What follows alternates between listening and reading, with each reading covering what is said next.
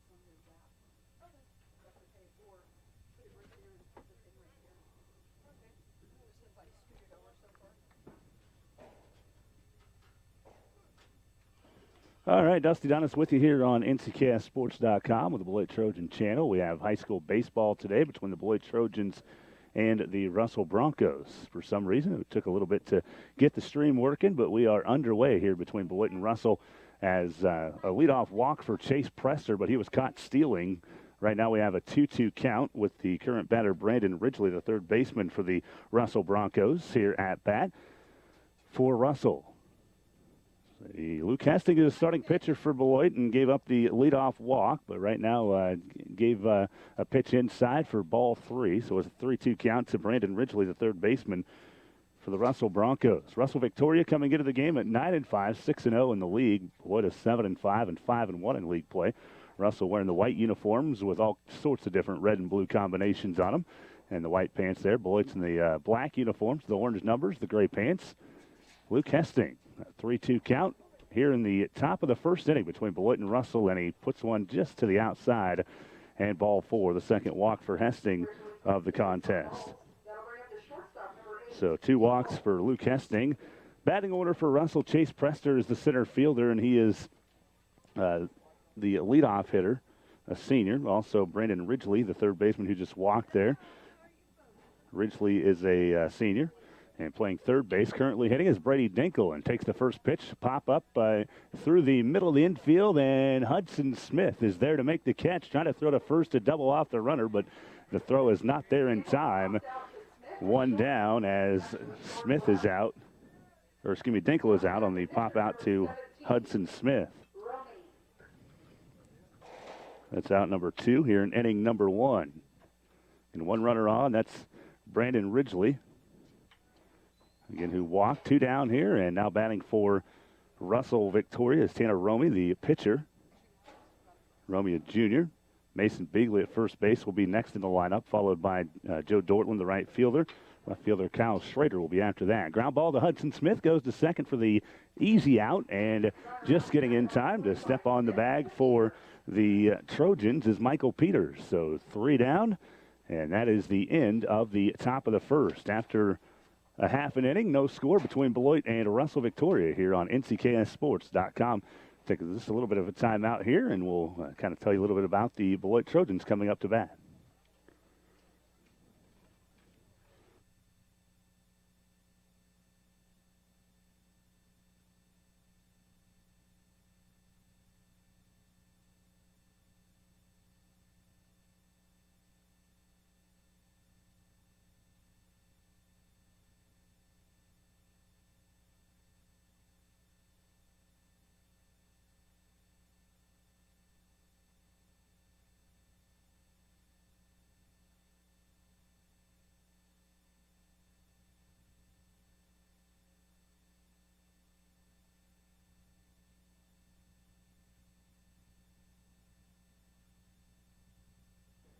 And Dusty Donis back with you here at Nckssports.com. Beloit Trojan baseball as the Trojans get set to come to bat again. Beloit in the top of the first. Heston gives up a couple walks, but no damage done as they get out of the inning with no runs scored for Russell Victoria. Beloit, this is the way they'll look. Leading off is Jared Mosier, the right fielder. Mosier, a junior for Beloit. Also pitching is senior Luke Hastings. Batting second. Batting third will be Cadron Cox, the center fielder. Cox, NCAA All-League selection as a freshman. Honorable mention, first team as a sophomore. Cadron Cox, again, the center fielder, bats third, for Beloit, the junior. Also, senior catcher Noah Morosis, the cleanup hitter. Michael Peters bats fifth, the second baseman, the senior. Also, senior Colson Riemann at first base. He bats sixth. Seventh batter will be Jimmy Brockman, the third baseman, junior for the Trojans. Trayton Post in left field, as he is junior, and Hudson Smith, the shortstop, bats ninth for Beloit. Hudson, a sophomore or a freshman for the Trojans. I typed that in wrong on my page. Honoring his brother Noah Smith again today, wearing number 20. Noah again tragically lost his life in a car accident. This is just the second doubleheader that Beloit has played since that accident. They went 1-1 against Southeast Saline when they came back from that there on April 22nd. Again, Jared Mosier batting against Tanner Romy, the pitcher for Russell, and he puts the first one in for a strike to Mosier.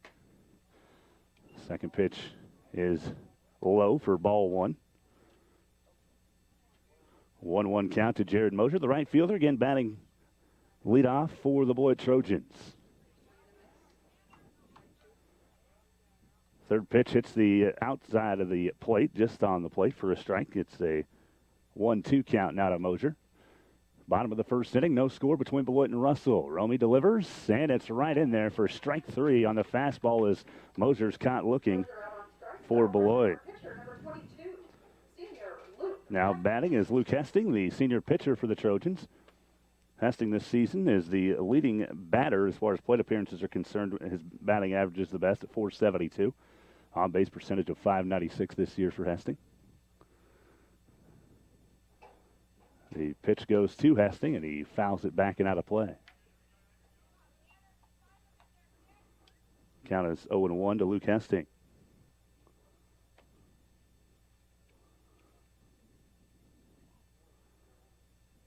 Oh, 1 count. Romy with the delivery, and it's low and inside, and actually hit Hesting on the leg, so Hesting gets a free base, hit by the pitch from Romy.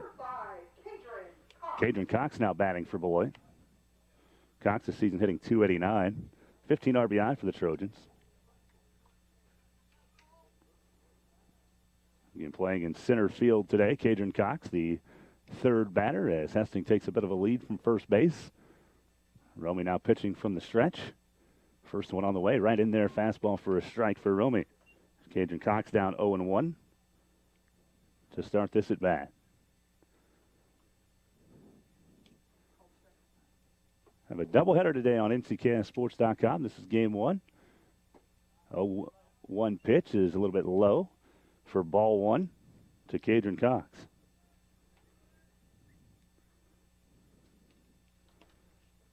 Again, Hesting steps away from first base with a bit of a lead. 1-1 count. Romy brings the pitch in and inside, and Cox hits it through the hole in the infield for a base hit. Hesting will move around to third base, and Cox to first on the single.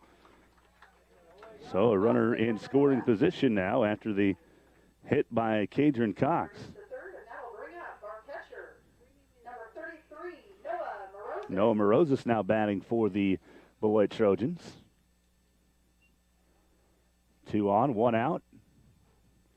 As Mosier struck out looking to start the inning, but a hit by pitch for Luke Hesting, and Cadron Cox singles into left through the hole in the infield to get on first and move Hesting to third. Morozes coming in has the most hits on the team the most RBI for Beloit at 18. He's got 16 hits this year and 3 doubles, batting .390 this season for Beloit.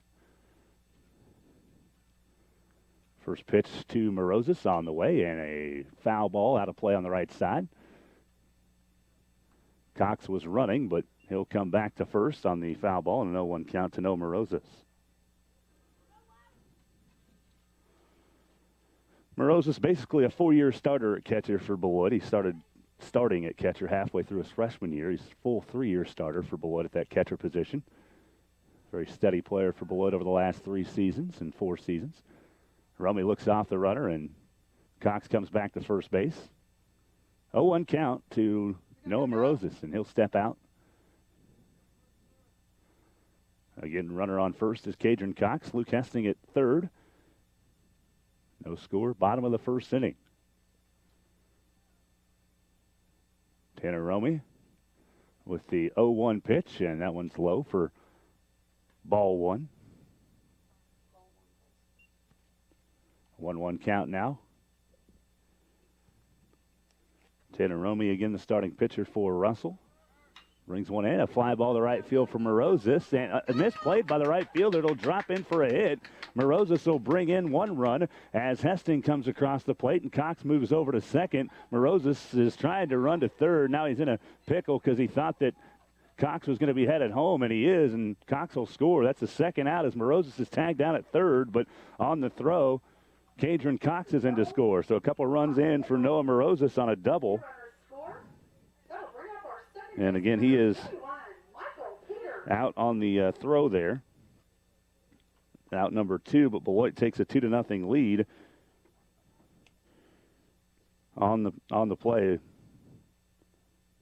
Peters now in a line drive over the head of the shortstop and in for a base hit for Michael Peters.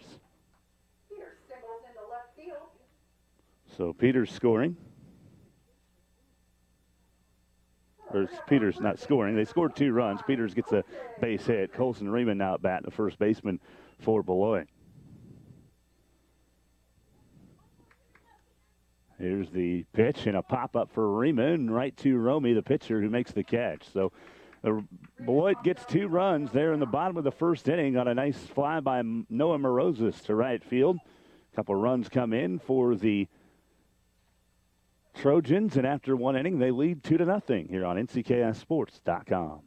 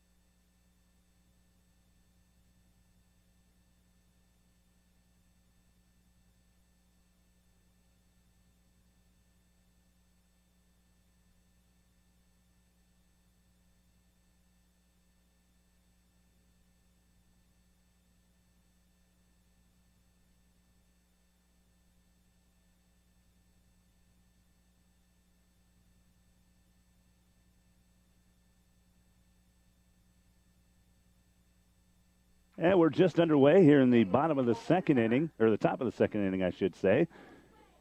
And for Russell, Mason Bigley singles to center field. So he's on base here in the top of the second. Beloit leading 2-0 over the Russell Broncos. Luke Hastings pitching. First pitch to the next batter for Russell, which is Joe Dortland, the right fielder, is outside for ball 1. Get a 2-0 lead for Beloit here in the top of the second inning. Hastings brings in the pitch right down the pipe for strike 1 for Luke Hastings to Joe Dortland. 1-1 count to the right fielder for Russell. Again, Mason Bigley, the big burly first baseman, is at first base right now after the single to start off the second inning.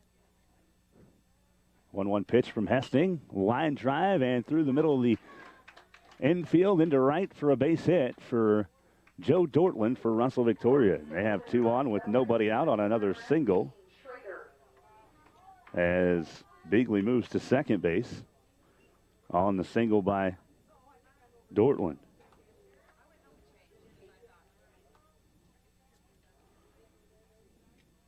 Now batting is Kyle Schrader for Russell, the left fielder. And 2 on, nobody out for the Broncos. They got 2 on in the first inning on a couple walks. Hastings' first delivery, off-speed pitch, a little bit high for ball 1 to Schrader. So the count 1-0. And Hastings with the 1-0 pitch. It's a little bit outside for ball 2.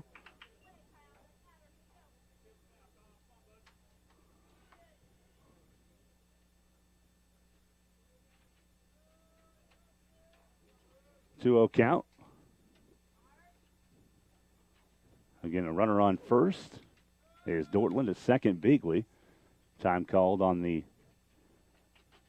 play here by Kyle Schrader. Luke Hastings again in the top of the first, walked a couple but didn't allow any runs. Here's a pitch, a slow roller to the third baseman coming in to get it as Jimmy Brockman throws to first and got Riemann off the bag. And in safe with a infield single for Russell is Kyle Schrader.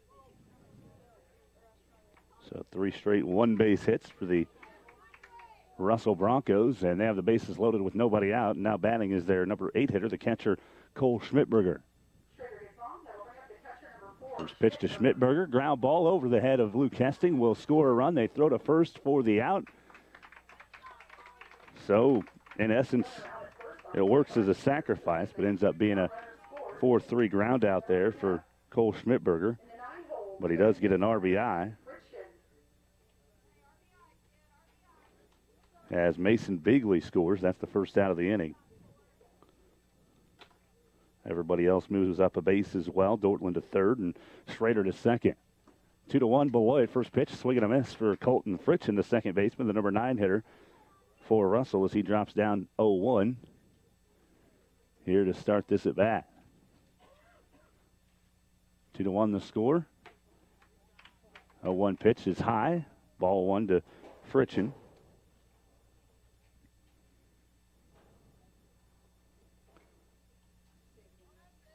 Count 1-1 to Fritchen with 1 out. Swing and a ground ball to the third baseline. Brockman has it again, throws to first, and makes the play in time. But again, the runner will come home and score. Dortland scores the run for Russell to tie the game at 2.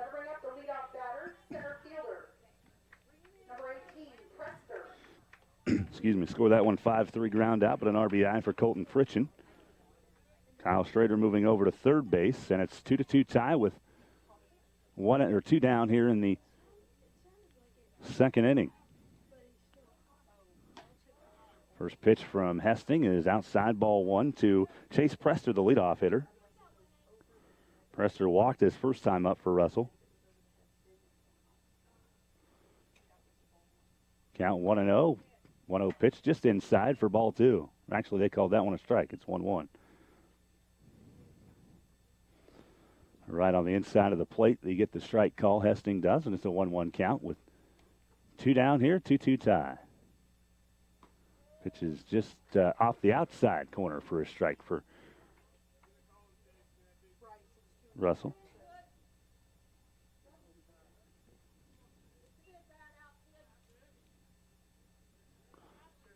Count is 2-1. There's a line or a ground ball to Brockman down the left, down to third base, and he throws over to first for the out. So score that one 5-3 as well, the third out of the inning. But Russell plates 2, and they get 3 hits in the inning to tie the game at 2 here after 1.5 in Beloit.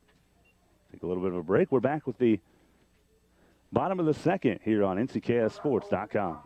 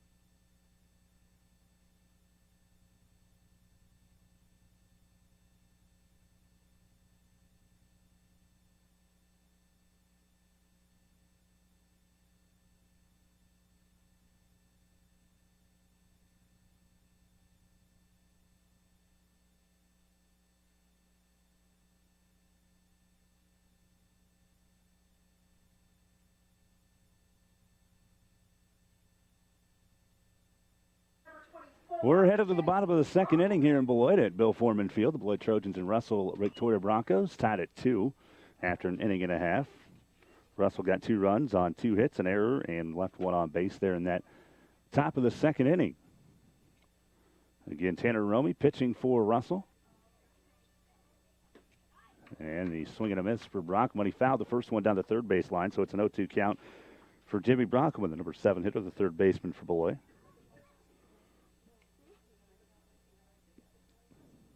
0-2 pitch to Jimmy is high for ball 1. Brockman this season hitting 160 for Beloit. 2 to Jimmy. 1-2 to Jimmy. 2 to 2 pitch to Jimmy is high for ball 1. Brockman this season hitting 160 for Beloit. Count 1-2 to Jimmy. We're in the bottom of the second, a 2-2 tie. 1-2 pitch to Brockman is low and away. Ball 2. Let's count 2-2 now to Jimmy Brockman.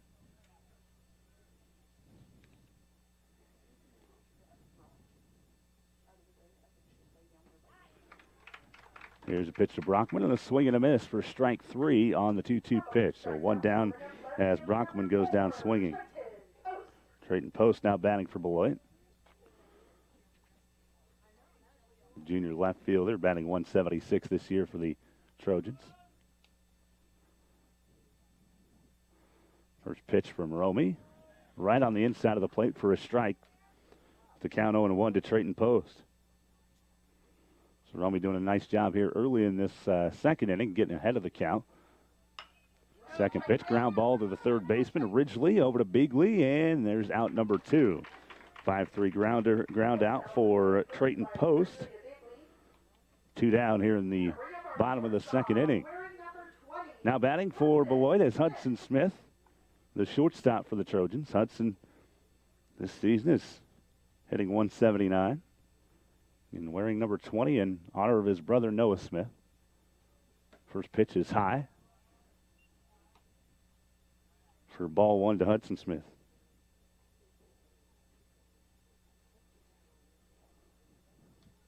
Second pitch, low and away, and gets away from the catcher to the backstop, but nobody on, so no harm, no foul. It's a 2-0 count now to Hudson Smith. 2 down here in the bottom of the second, a 2-2 tie between Beloit and Russell. The 2-0 pitch is high for ball 3. Hudson doing a nice job of being patient at the plate for Beloit. Smith has walked 4 times this season. The 3-0 pitch, Smith taken all the way in for a strike. The count 3-1 now to Hudson. Romy delivers the 3-1, and that one's right down the middle for strike 2. So Hudson's taken 5 pitches in a row, and the count is full at 3-2. 2 down here in the bottom of the second inning. 3-2 pitch. Smith fouls that one down the third baseline. Stays alive. Count stays full. Romy so far has gone 1 2/3. He's allowed 3 hits, 2 runs. One of those was earned.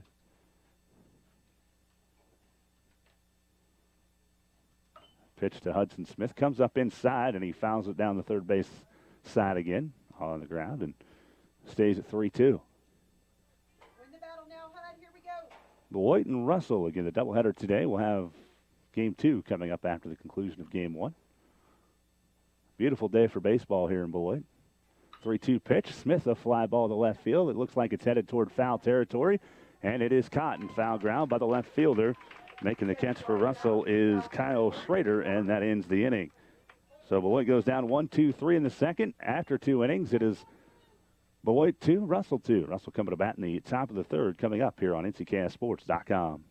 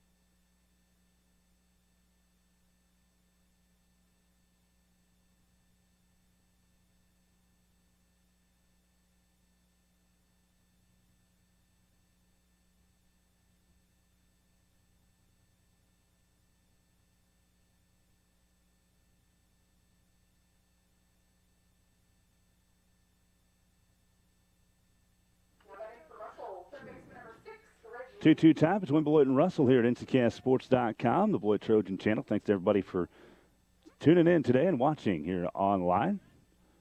As Luke Hastings' first pitch Off speed comes inside and hits Brandon Ridgely right in the back. So Ridgely is on base, hit by the pitch, and now batting is Brady Dinkle. Dinkle popped up and was the second out of the inning, and inning number 1. So Dinkle will try to get something going here in the third inning. Top of the third, again a 2-2 tie between Beloit and Russell. Luke Hesting pitching. First pitch, a ground ball, gets through the middle of the short and third baseman into left field, and Trayton Post is there to corral it in, but a single for Brady Dinkle. So Dinkle moves Ridgely over to second with the single. His first hit of the game. Brandon Ridgely, the number 2 hitter, doesn't have any official at-bats yet. He walked his first time up and got hit by a pitch his second time. Now batting is the number 4 hitter, the pitcher Tanner Romy. Romy grounded out short to first his first time up, or short to second, I should say. First pitch is outside ball 1 to Tanner Romy. 1-0 count, 2 on, nobody out here for Russell in the top of the third inning. Second pitch off the outside of the plate by a hair, ball 2 to Romy. Luke Hastings pitched 2 innings. He's allowed 2 runs, both earned, walked 2, and a couple hits as well.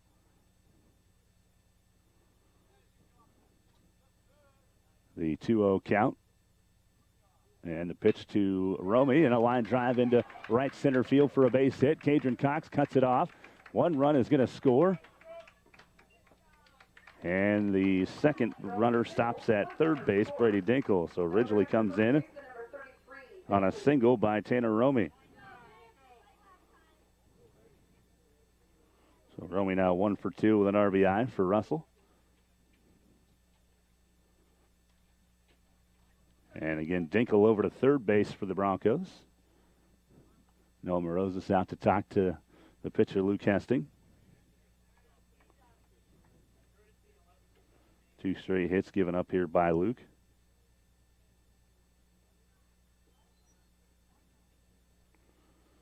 So he's now allowed 4 hits. 3 runs. Russell, again, Brandon Ridgely comes around to score on the single by Tanner Romy. Mason Beagley at the plate. He is 1 for 1 and scored a run today.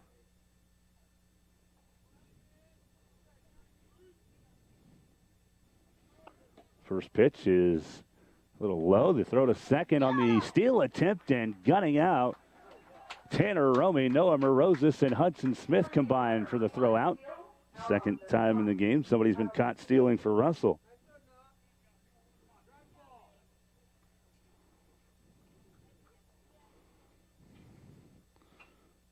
So Romy caught stealing is the first out of the inning.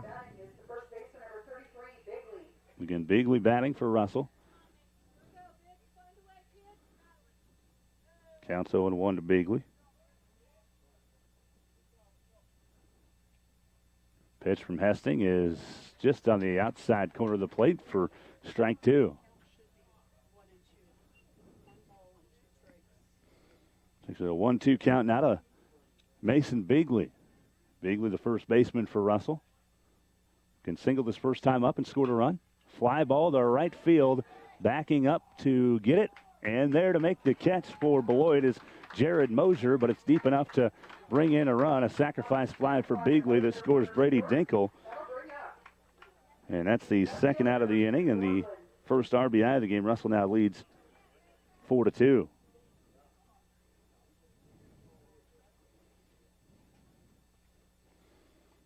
So again, a sac fly there for Mason Beagley. 4-2 lead. First pitch is ball 1 to Joe Dortland, now batting for Russell. 1-0 count. And just outside for ball 2. Count now 2-0 to Joe Dortland. Dortland singled and scored a run his first time up as well. Get Russell leading 4-2 here in the top of the third inning. This pitch to the outside for ball 3. So 3 straight balls to Joe Dortland. 3-0 count for the Russell right fielder. The senior for the Broncos. And that one just on the outside corner of the plate for strike one to Dortland. Count 3-1 now to Joe.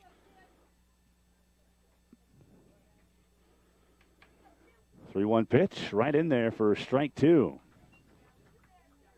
So the count is now full to Joe Dortland. 2 down here in the top of the third inning. Russell's played 2. It's a 4-2 lead for the Broncos. NCAA league matchup. Russell's 9-5, 6-0 in the league coming in. Beloit is 7-5 and 5-1 in league play. 3-2 pitch right on the outside corner. Caught him looking. Strike 3 to Joe Dortland as he'll sit down, and Luke Hesting has his first strikeout of the game. That ends the inning on the strikeout for Joe Dortland, but Russell plates 2 more as they had 2 runs on 2 hits in the third inning. We take a timeout, and we're back with the bottom of the third coming up after this break. It's 4-2 in favor of the Russell Broncos.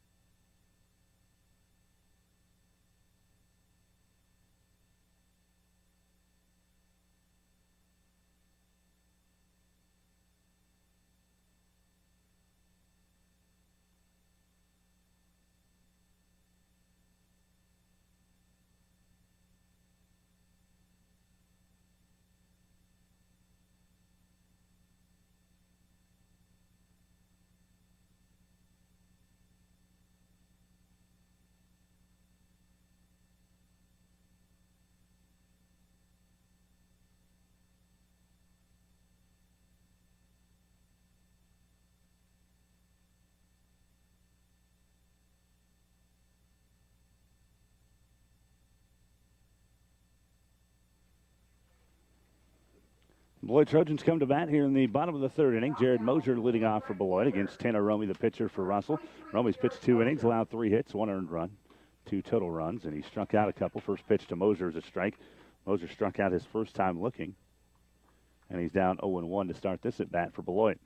Mosier, the right fielder for the Trojans. 0-1 pitch. Mosier with a ground ball to shortstop Dinkle. Dinkle looking over to first. Bigley's there, and that's the first out of the inning. 6-3 ground out for Jared Mosier for out number 1. As Luke Hesting steps back in. Hesting was hit by a pitch and scored a run his first time up. As he scored on an RBI by Noah Morozes in the first inning.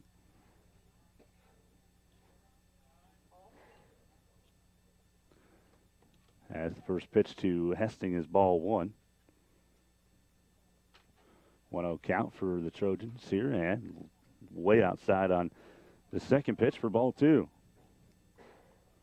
The count is 2-1 to Hesting.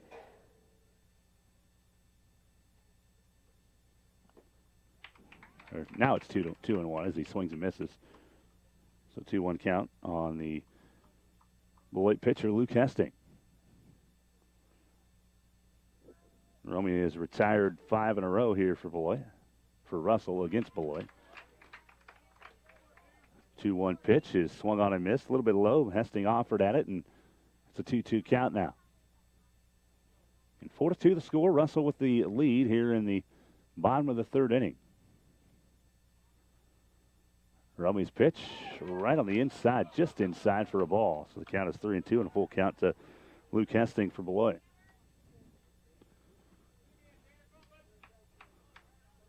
Trojans looking to get that offense going. Again, they scored 2 in the top or the bottom of the first inning, and they're looking for more here in the third. A fly ball to left field off of the bat of Hesting, and right there to make the catch for Russell is the left fielder. That's Kyle Schrader for the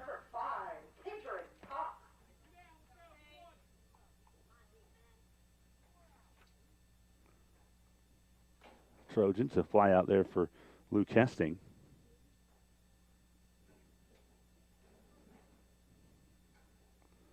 Two down. And the first pitch to Cadron Cox is in there for a strike. So the count 0-1 to Cadron.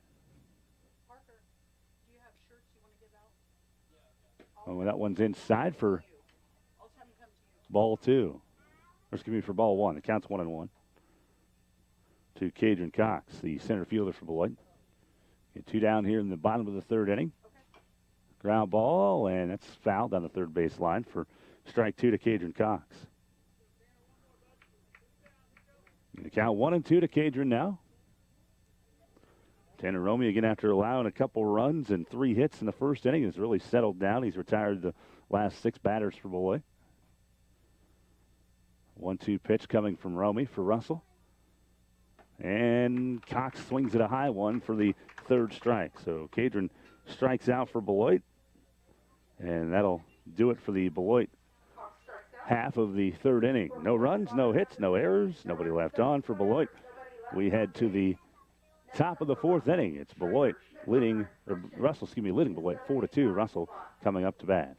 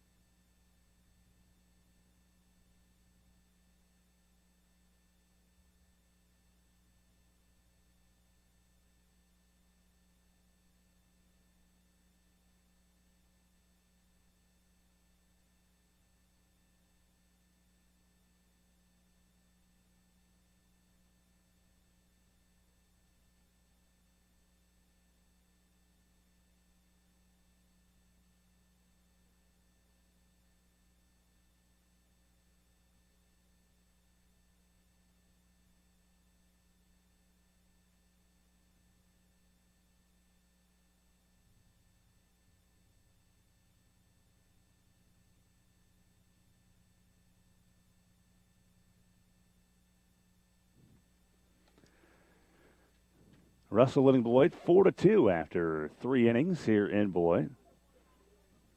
Russell at bat. This is Kyle Schrader for the Broncos, and Luke Hesting pitching for Beloit. First pitch is low for ball 1. Number 19, Schrader.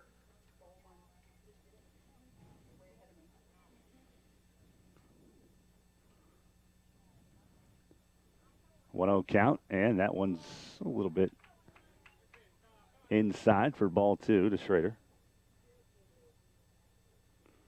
It's the count 2-0.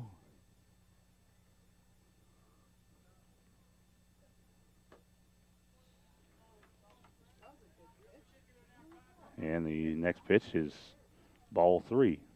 We got Luke.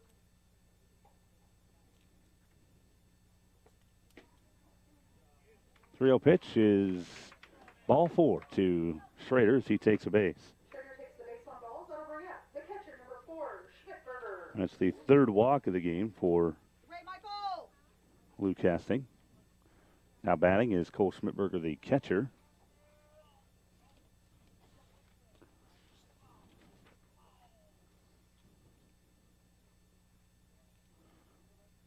First pitch as Schmidberger grounds it to the second baseman Peters. Over to second for 1. They'll try for 2, but not in time as Schrader out at second on the field. Friction reaches on a fielder's choice for Russell. Number 3, Friction. Or excuse me, Schmidberger reaches on the fielder's choice.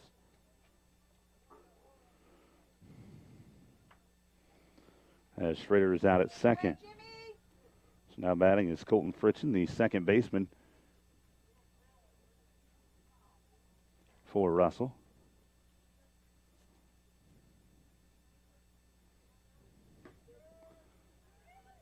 The pitch is in there for a strike, and then Morosis fires a strike down to first base to Riemann and caught Schmidberger sleeping and throws him out down at first. What a play by Noah Morosis from his catcher spot for the 1 count. Friction. Trojans there. Again, Cole Schmidberger thrown out.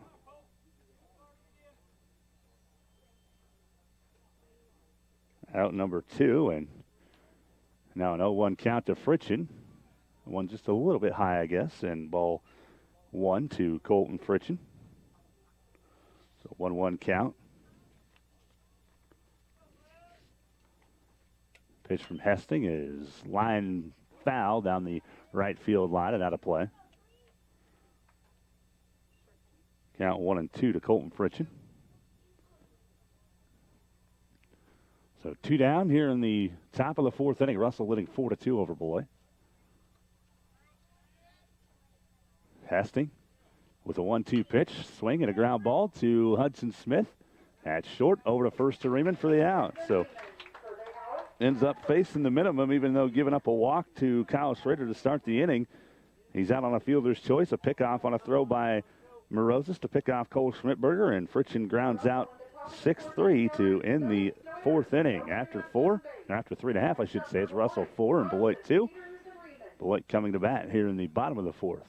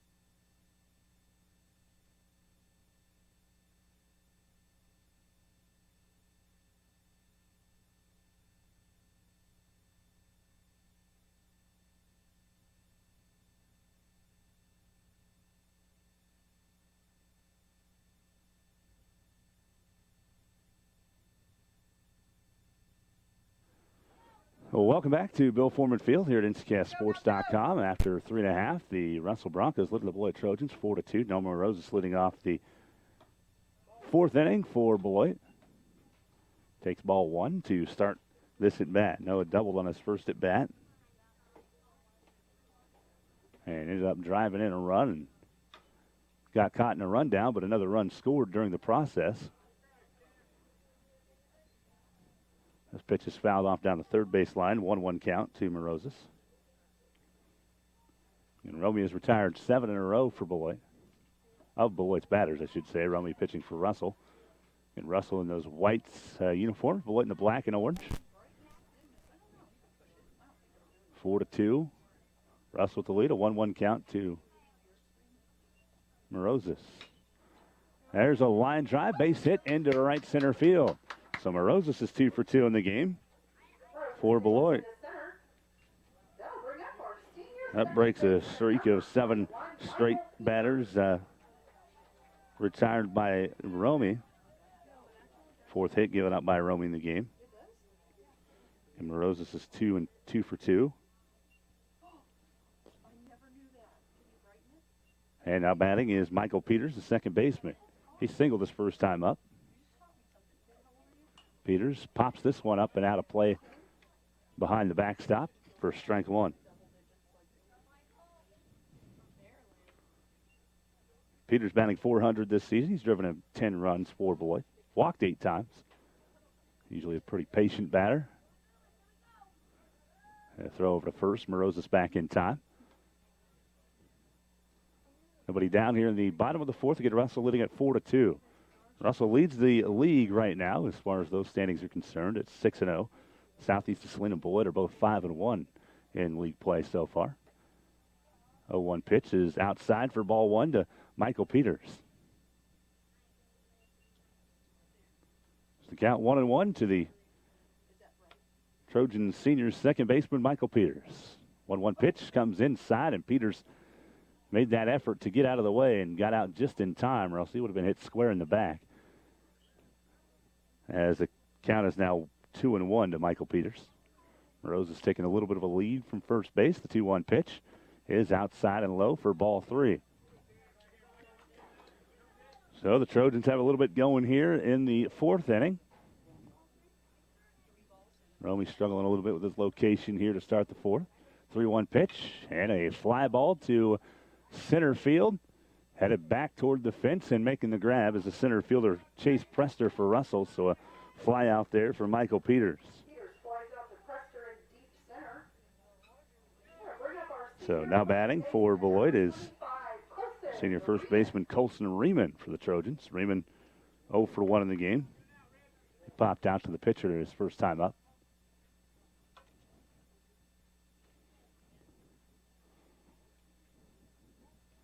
Riemann steps in. One down here in the bottom of the fourth. Colson swings and misses it. The first pitch for strike one. It's the count 0-1 to Colson. Big thanks to everybody for checking us out here at Nckssports.com. Big thanks to all the sponsors for bringing you the broadcast here. Second pitch is inside on Riemann, and he hit the batter. That's the second hit batter for Romy, and Riemann moves over to first, and that moves Morozes to second. Jimmy Brockelman, the junior third baseman, now batting for Beloit. Brockelman struck out his first time. Struck out swinging, and he'll look for a better result here in round number two. Again, Beloit had a 2-0 lead after one inning. First pitch is ball one to Jimmy Brockelman. Russell would score 2 in the top of the second and 2 more in the top of the third, and they lead 4-2 right now. Bottom of the fourth inning, a 1-0 pitch as Brockelman, a slow roller to the second baseman, and it's bobbled by Friction. Morozes wants to head home. Now he's headed back toward first, and he is not back in time. He's picked off over there at third and thought he was be able to go on the error by the second baseman. Jimmy Brockelman moves over to first, but Morozes is out number 2.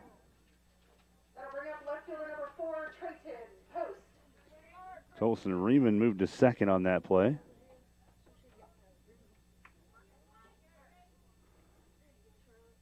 Two down here in the bottom of the fourth inning.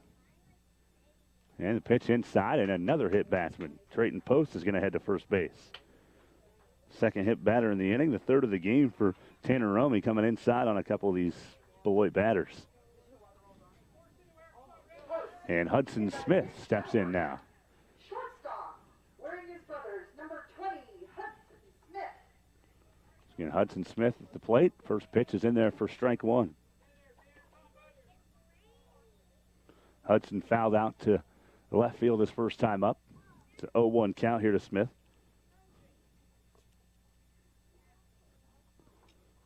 And this one inside, and a slow roller down the third base line and foul. Count is now 0-2 to Hudson Smith. The bases are loaded. 2 down here in the bottom of the fourth inning. Romy, couple hit batters here.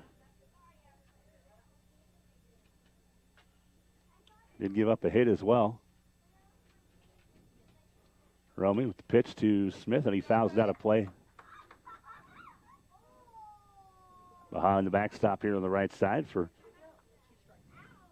still an 0-2 count. 0-2 pitch coming from Romy. And it's high and inside to Smith for ball one.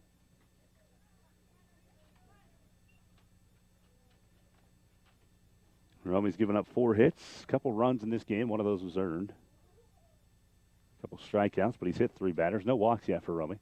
This pitch is line fair for a base hit into left field for Smith. That'll bring home 1 to cut the lead down to 4-3. So Hudson Smith with an RBI single for Beloit.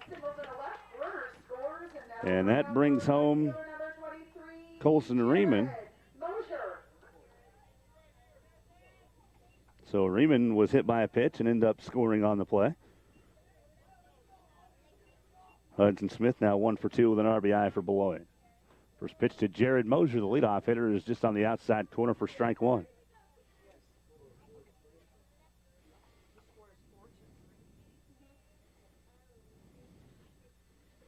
So 0-1 count to Mosier, and a swing and a miss on the second pitch for strike 2. On the outside part, would have been a strike anyway, but Mosier offered and swung and missed. In the 0-2 count now to Jared Mosier. Mosier's the 7th Trojan batter to come to the plate here in this inning. Pops it foul on the first base side. Bigley trying to get over there, and it's just out of play, as Bigley didn't know that the fence was coming and ran right into it. Count still 0-2 to Jared Mosier.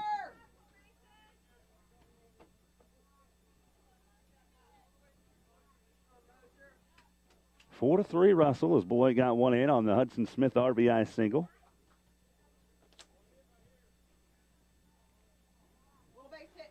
0-2 pitch coming up for Jared Mosier, and that one's high and inside for ball one. Fastball came in high, and it's now a 1-2 count to Mosier. And the base is still loaded for Beloit, and the 1-2 pitch is low and outside for ball two. Count is even, 2 apiece here for Jared Mosier, the right fielder for Beloit today. Leadoff hitter. 2-2 pitch, foul tipped and not caught by the Russell catcher, so it falls and it stays at 2-2 here for Jared Mosier on the count. And we're here in the bottom of the fourth inning. Beloit back within a run. Mosier looking to add to that. 2-2 pitch is high for ball three. So the count full as Mosier will look to maybe take a walk here and bring in a run. 3-2 count, 3-2 pitch coming from Romy. Runners are going. 3-2 pitch swung on and off of the catcher's mask, fouled. And the count stays full at 3-2. Mosier just barely making contact with that one to keep himself alive. And Jimmy Brockman was almost at home plate by the time the pitch came in.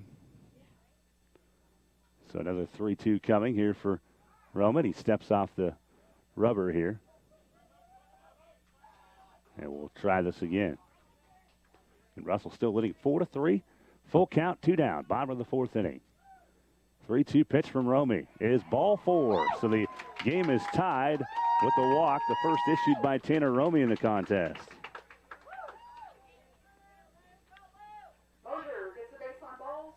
So Brockman moves.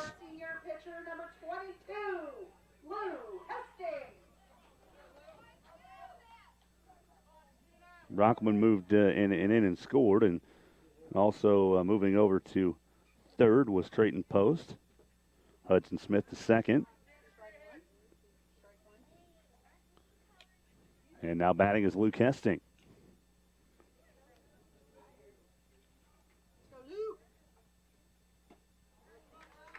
Tied at 4.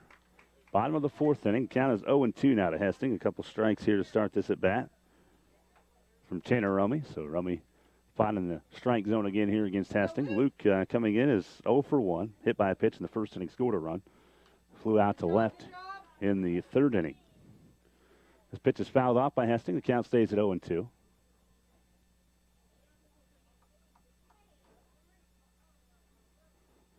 In a 4-4 tie. Romy brings in the 0-2 pitch, swung on and fouled off again by Hesting. And he knew that he fouled it off of his leg, but you can tell the expression on his face isn't about the pain. It's about the fact that he probably shouldn't have swung at that one. It was coming inside on him and would have been ball one. But Hesting still at 0-2, but protecting that plate here for Beloit. 4-4 tie between the Trojans and Broncos here at Bill Foreman Field in Beloit. Glad to have everybody with us here on Nckssports.com. 0-2 pitch to Hesting. Swing and a ground ball right through the pitcher's leg to the shortstop. Throw to second, safe. And a run scores for Beloit. So Trayton Post comes across on an RBI single from Luke Hesting that went right through the legs off the mound of Tanner Romy. So he gives up his 5th hit of the game.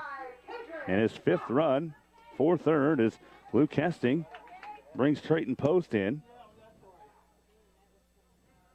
Mosier moves to second. Over to third base goes Hudson Smith. And again, a single and an RBI for Hesting. First pitch fouled off. 0-1 here to Cadron Cox. Beloit is now batted around here in this fourth inning as Cox is the ninth batter to hit the plate here for Beloit. Count 0-1 to Cadron Cox. Beloit leading 5-4. The 0-1 pitch is low and away for ball one.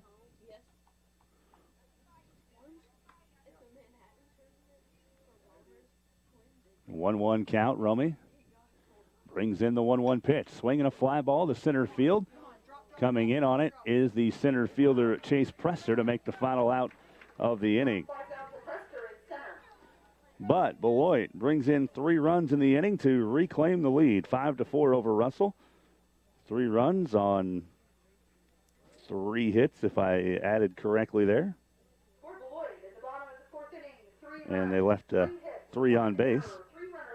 And also an error for Russell in that inning. After 4 innings, it's Beloit 5, Russell 4. We're back after a bit of a break here on Nckssports.com.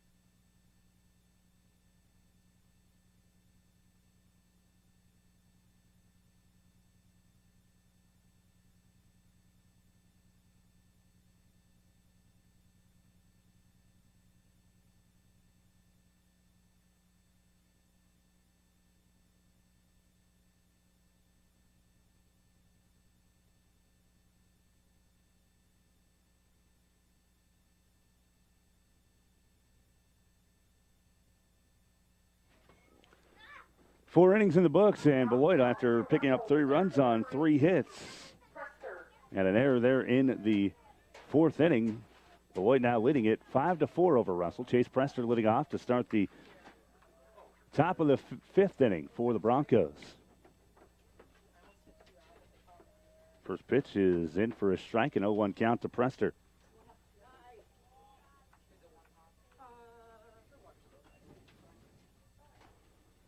Second pitch is ball 1, so 1-1 count.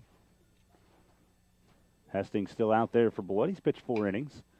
Here's a slow grounder that goes to Peters. He makes the grab at second, throws to first for the out. Prester goes 4-3 on the ground out for out number 1 here in the 5th inning.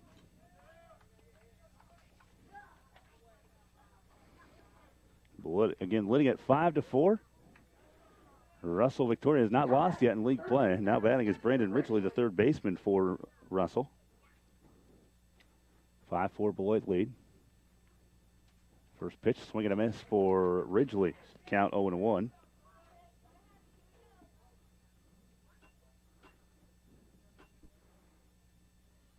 Hastings gone 4 innings, allowed 4 hits, 4 runs.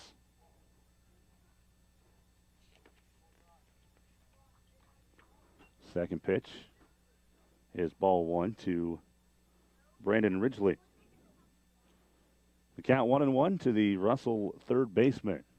1-1 pitch, slow roller to Hastings. Back to the pitcher. Hastings goes over to first to Riemann for the out. So 1-3 ground out there for Ridgely. 2 down here in the 5th inning for Russell. Now batting is Brady Dinkle. Dinkle is 1 for 2 in the game. Singled in the third, and he popped out to the shortstop Hudson Smith in the 1st inning. Again, Dinkle at bat for Russell. This one, fly ball, and that one is gone. Over to left field and left center, a home run for Brady Dinkle as he rounds the bases, ties the game up at 5 apiece. 5th hit, 5th run, and all earned here for Luke Hastings as Brady Dinkle, the shortstop, goes yard for Russell.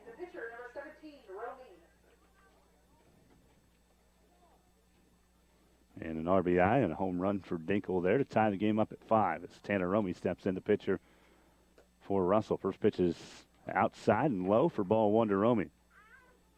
So Beloit came back to take the lead 5-4, but here in the top of the 5th, Dinkle answers with a home run.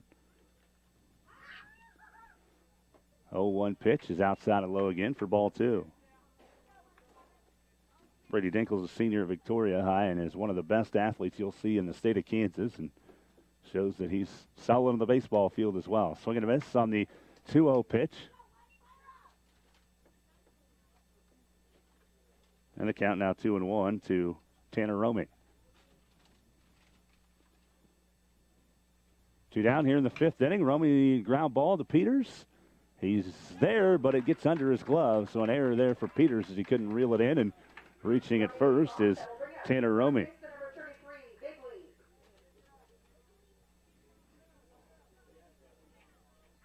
The second error of the game there for Beloit.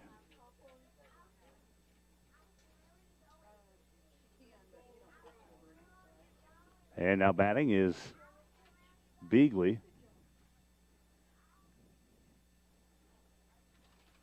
Coming in to run for Russell is Caleb Baldwin, I believe.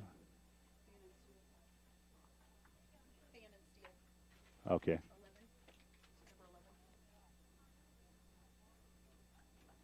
Apparently they changed the numbers from the roster that I had then. Faunen still coming in. That's Cooper Faunen still running for the Broncos there at first.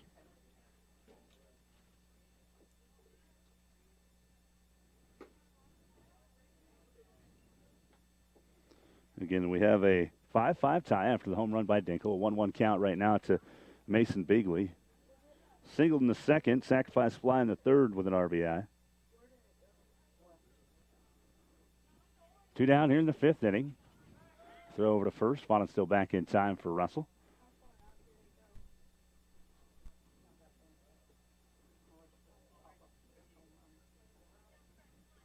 And here is the 1-1 offering from Hesting. A ground ball. Peters is there, makes the play this time. Throws to first for the out, and that's the inning. Third out of the inning, another 4-3 ground out for Russell. And after the top of the fifth, we played 4.5, 1 run, 1 hit, an error, and 1 left on for Russell there in the fifth inning, as the Broncos and Trojans are tied at 5 going to the bottom of the fifth here at Bill Foreman Field.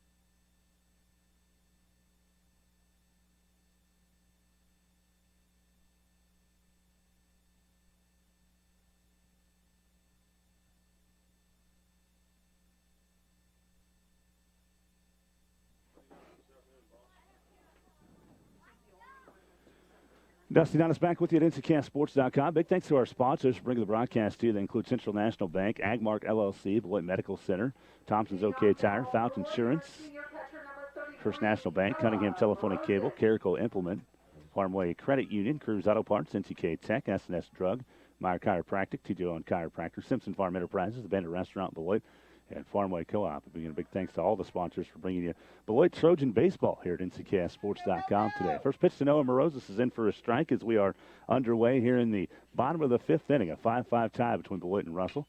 Morozes, ground ball to the second baseman Fritchen. Fritchen over to Beagley for out number 1 as Morozes goes down on a 4-3 ground out.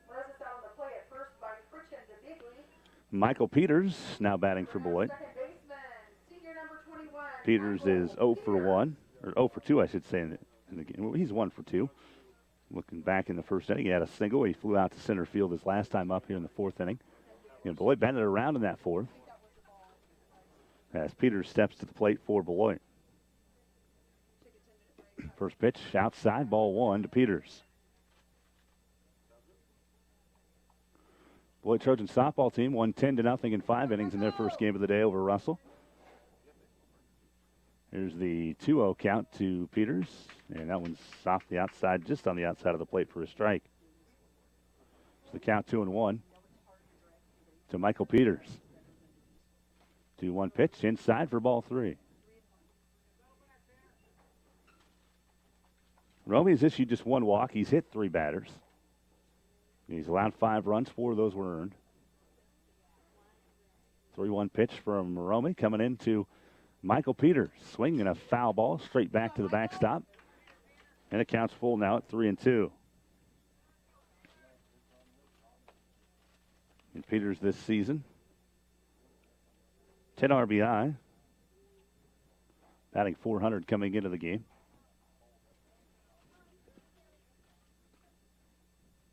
3-2 count to Michael Peters. And just on the edge for strike 3 from Tanner Romy. That's his third strikeout of the game.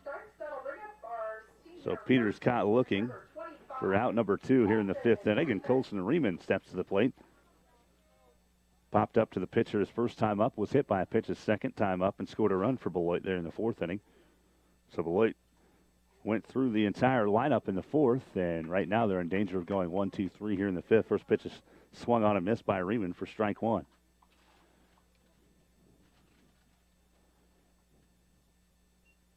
Oh, 0-1 count to Colson Riemann, the Beloit senior first baseman. 0-1 pitch, swinging a ground ball to third baseman Ridgely. And Ridgely bobbles it, picks it up, fires the first, not in time. We call that one E5 on the play for Colson Riemann. Third baseman number 24, Jimmy Brockleman. So Riemann moves over to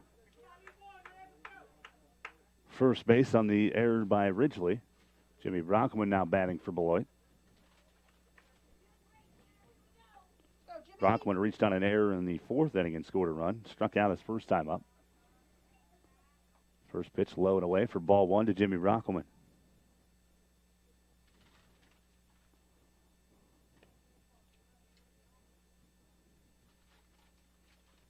Oh, 1-0 pitch, to Brockman. A slow ground ball gets through the pitcher, Romy. He slowed it down with his hand, and that's going to end up a hit for Jimmy Brockman.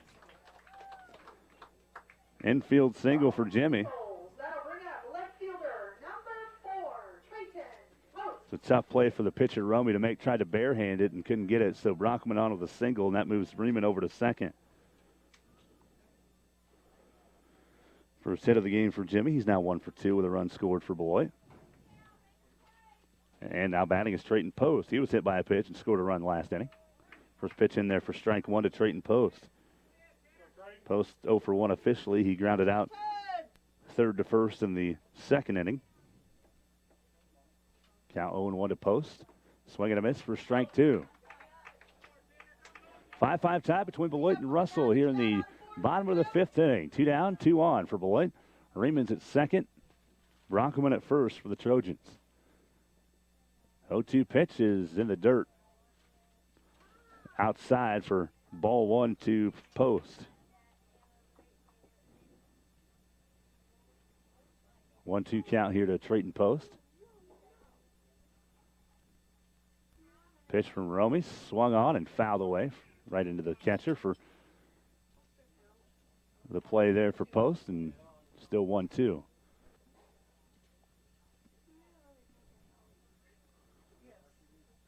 And Riemann reached on an error. Brockman a single. Infield single there. Pitch to Post. Ground ball right back to the pitcher, Romy, who throws to first to Bigley to complete the out. So 1-3 ground out for Trayton Post ends the inning. 2 left on for Beloit. No runs were scored. And they got 1 hit and 1 error there in the 5th inning. After 5, it's Beloit 5, Russell 5. We're back with the top of the 6th after this, right here on Nckssports.com.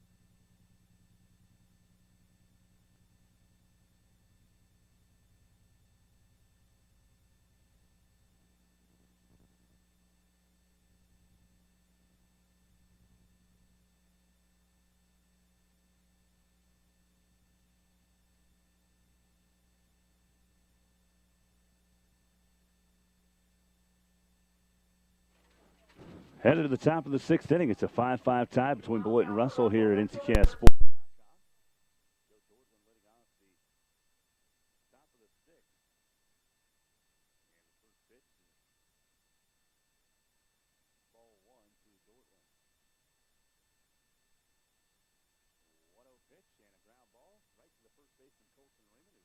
fields it and steps back on the play, unassisted out there for Colson Lehman at first base in the first out of the inning.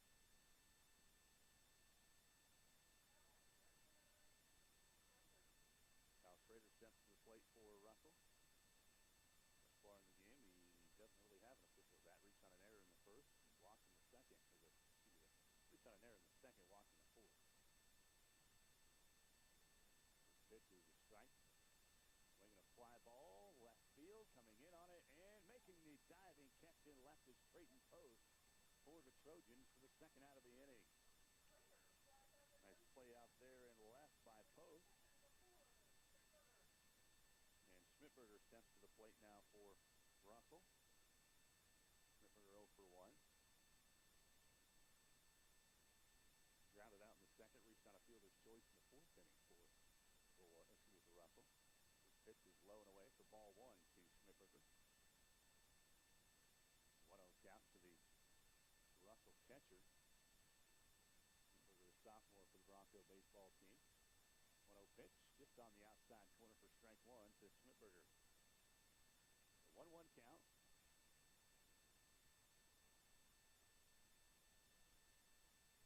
And the 1-1 pitch coming for Hesting to Schmidberger. Fly ball to right field. Moser's there to make the catch, and that's the inning. So a 1-2-3 inning there for Hesting and the Beloit Trojans. No runs, no hits, no errors, nobody left on. And we have hit the end of 5 1/2. It's Beloit 5, Russell Victoria 5 here in Beloit.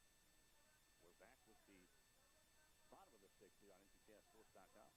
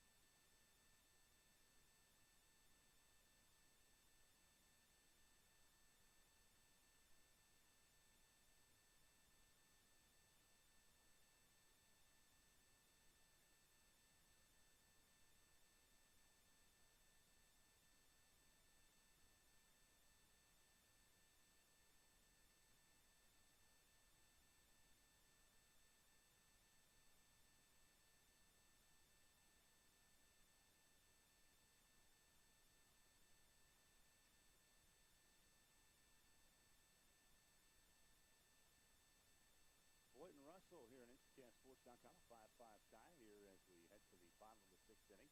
Leading off the bottom of the sixth is Hudson Smith. Again, he's honoring his late brother Noah Smith, wearing number 20 here, probably for the remainder of the season for Beloit. Noah was one of the leaders for this baseball team. He actually led the team. He's the only one that hit a home run this year for Beloit. Hudson here on the first pitch. That one's fouled for ball one. It actually didn't hit his bat. It went off the glove, so it's ball one. You can't foul for ball one. That's my bad there. The 1-0 count here, and second pitch is ball two. As I was saying, Hudson's brother Noah was the only one that had hit a home run this year for Beloit and had the most hits on the team at that time, and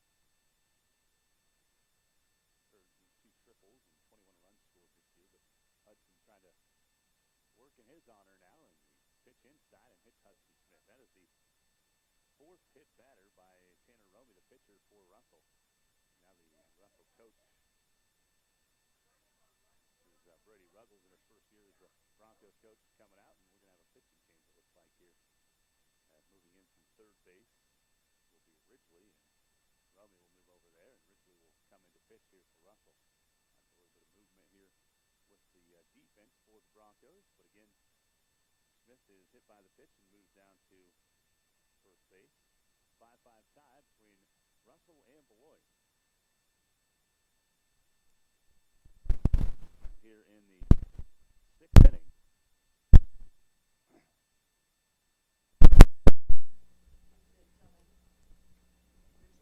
What's that?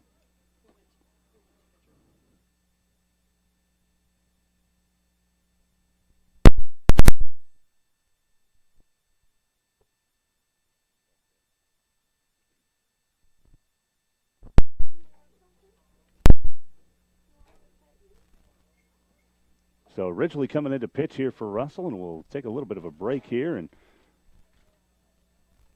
actually, we'll keep it here, but Ridgely coming into pitch. Hudson Smith has moved down to first base. We apologize if we drop out on audio every now and then. It's the wire that I'm using is a little bit touchy here, so any kind of movement sometimes can cause some problems. So we are, I believe, back in on the audio here on our video stream at Nckssports.com. A 5-5 tie here in the sixth inning.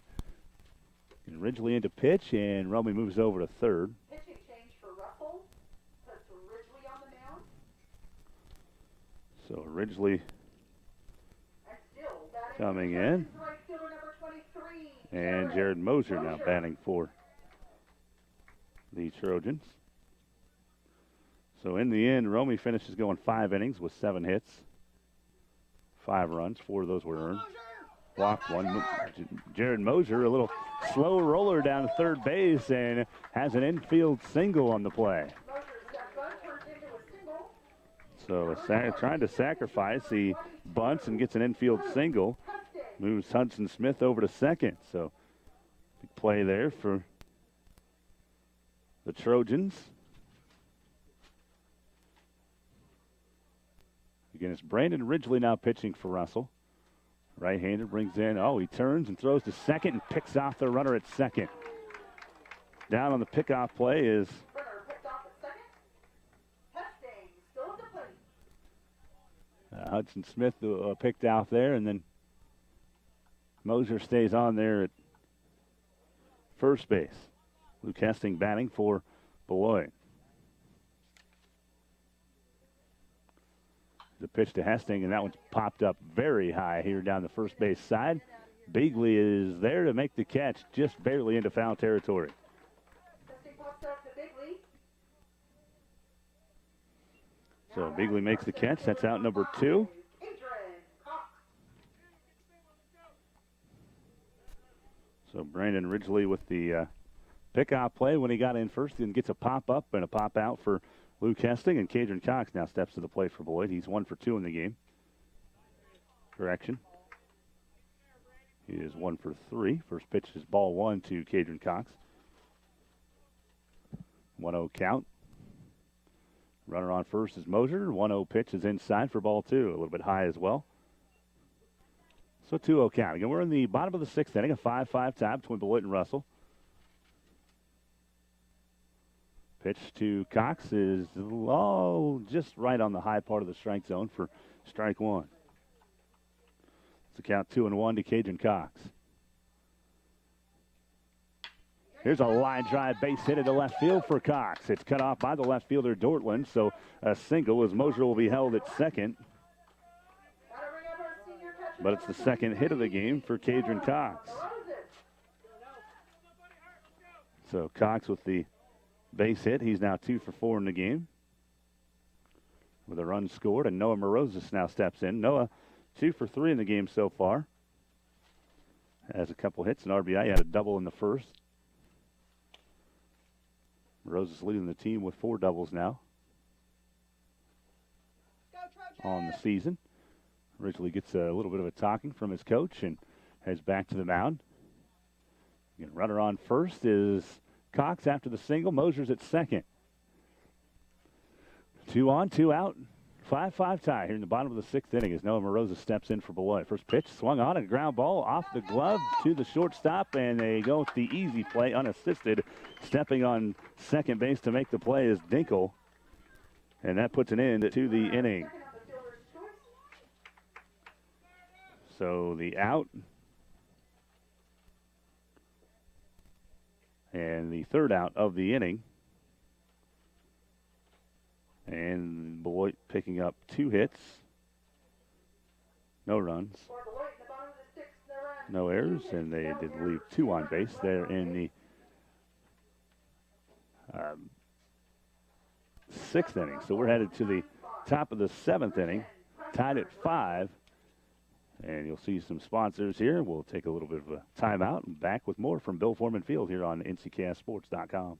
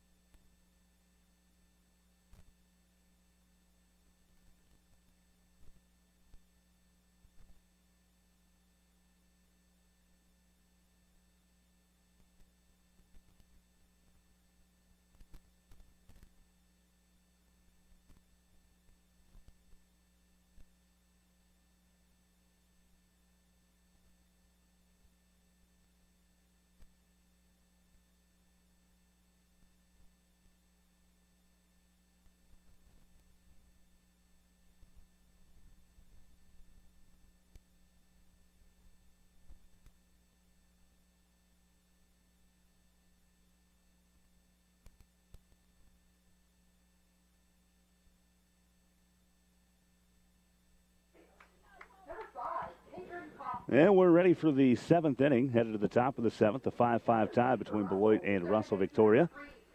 Cadron Cox is in to pitch now for Beloit, so Hesting comes to a close. 6 innings pitched, 5 runs, 5 hits, walked 3, had 1 strikeout in the game. Cadron Cox coming in for Beloit on a 5-5 tie. First pitch is in there for strike 1 to the leadoff hitter in this inning. This is Colton Fritchen leading off the 7th inning. First pitch in there for a strike to Fritchen. The 0-1 count. Cox brings in the 0-1. That one's a little inside for ball 1. Counts 1-1 now to Fritchen. With Cox moving to pitcher, Luke Hesting moves to short and Hudson Smith out to center field for Beloit. So some defensive changes there for Beloit with Cadron Cox taking over on the mound.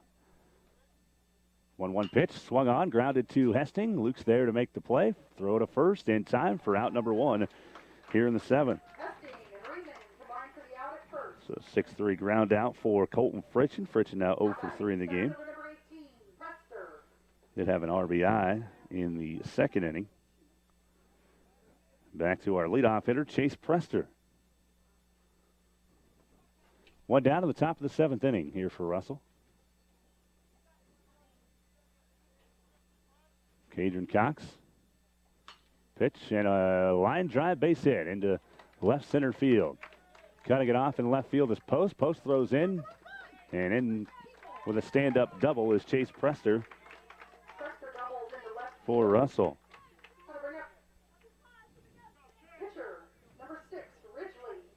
Prester now 1 for 3 in the contest. And Brandon Ridgely now batting.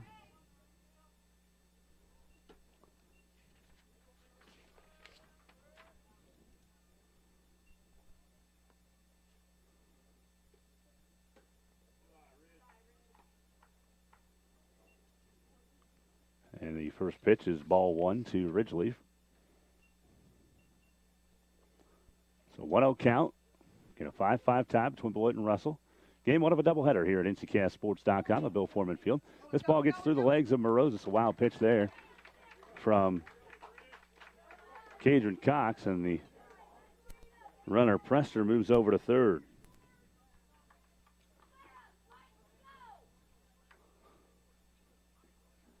Ridgely with a chance to drive in the run here. 1 down in the top of the 7th. Swinging a pop foul right side and out of play for strike 2 to Ridgely, or strike 1, I should say.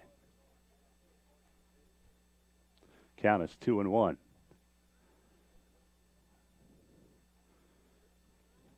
Cadron Cox again on the mound right now for Beloit. In the top of the 7th. 2-1 pitch to Ridgely is high for ball 3.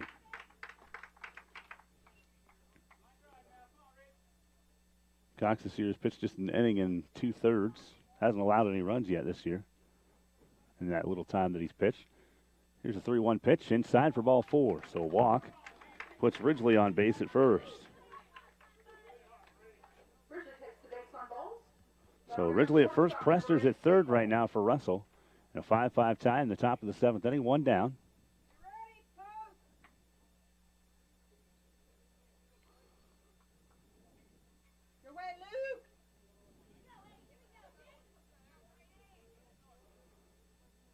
Hesting pitched 6 innings here for Beloit. Cox coming in here in the 7th. Fly ball, a deep one to left field. Post is underneath it to make the catch, but it should be deep enough, and it is deep enough to score the run. Prester, and a sacrifice fly from Brady Dinkle to bring in the run. So the run scores. Third baseman, number 17, Romy. And Russell now leading 6-5. Sac fly for Dinkle is the second out of the inning.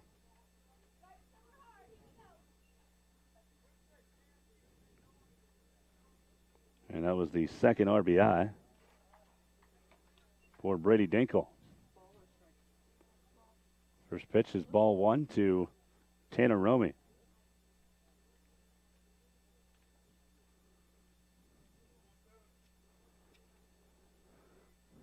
Here's a pitch, and that one's low and outside for ball 2.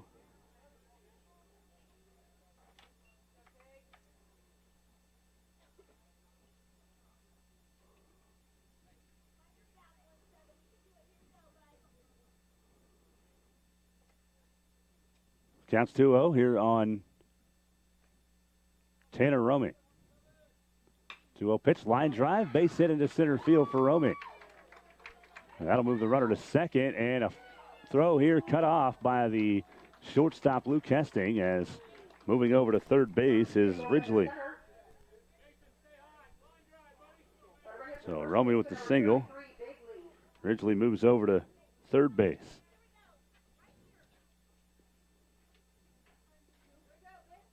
Two down in the 6th inning.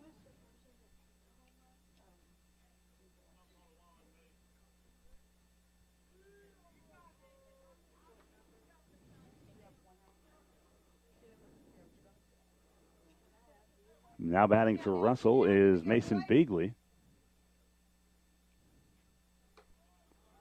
And first pitch is ball 1 to Beagley. 1-0 count. Again, 2 down here in the top of the 7th inning. We go, boys. 6-5, Russell with the lead, and this pitch is outside and low for ball 2. D4H, guys, here we go. 2-0 count to Mason Beagley. That one's in there for strike 1, right down the middle for Cadron Cox. Count 2-1 now.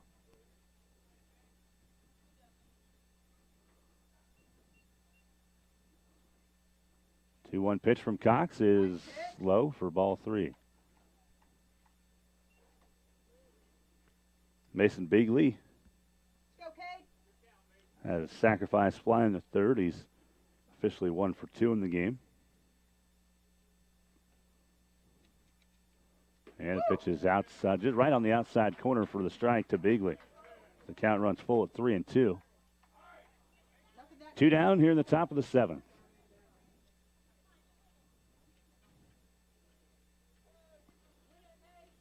A 6-5 lead for Russell.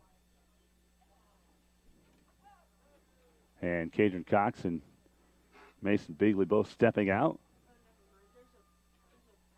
Here with the count at 3-2 again for Beagley.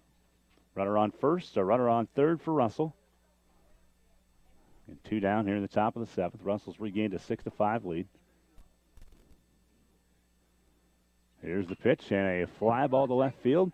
Post misplayed it coming in, but then goes back, has some time to adjust and makes the catch. So a fly out by Beagley to left field in Trayton Post, and that's the 3rd out of the inning. But Russell picks up a run in the inning.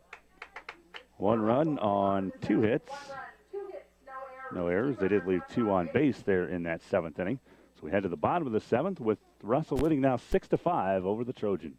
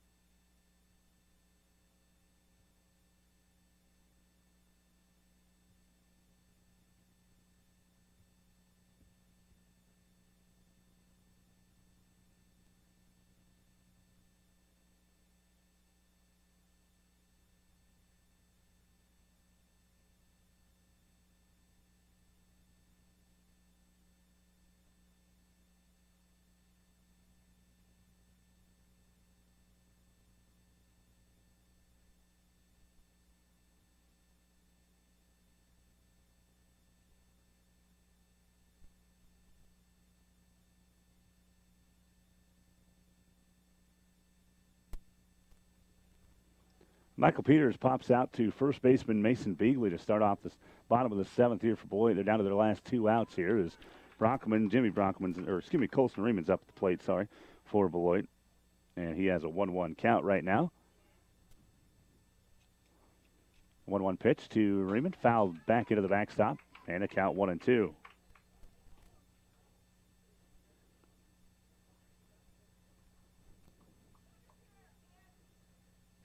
Again, Brandon Ridgely pitching for Russell, came in the sixth inning.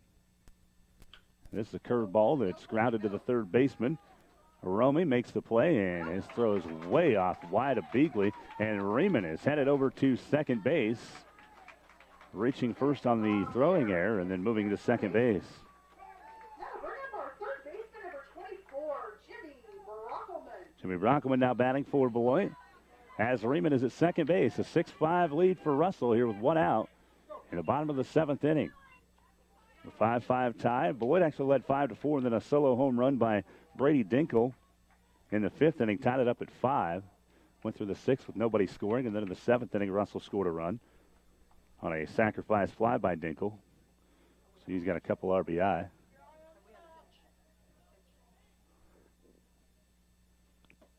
Here's the second pitch in, and the count is now 1-1 to Jimmy Brockman.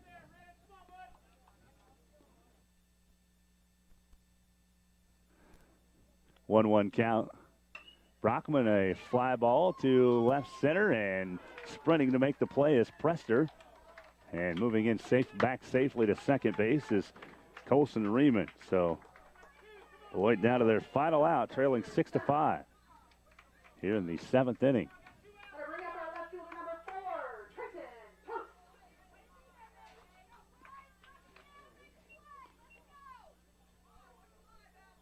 So Trayton Post now batting for Beloit. First pitch is on the inside corner, for strike one to Trayton Post. The count 0-1 to the Beloit Trojans left fielder Post. 0-1 pitch, and that one's grounded foul down the left field line. Count 0-2 now to Trayton Post. Little base hit now, Trayton. Here we go, kid. Beloit scored 2 in the first. They scored 3 in the fourth to regain a 5-4 lead. But again, Russell scored the last 2 runs in this inning, or in this game, I should say. And in this inning, Beloit down to their final out. 6-5 Russell Victoria lead. And swing and a miss. Strike 3 to Post, and that ends the game. So Hunter Post strikes out. And that puts a wrap on game one as Russell wins it by a final of 6-5 here in Beloit at Bill Foreman Field in game one. We'll gather a little bit and get you some post game here after this little break on Nckssports.com.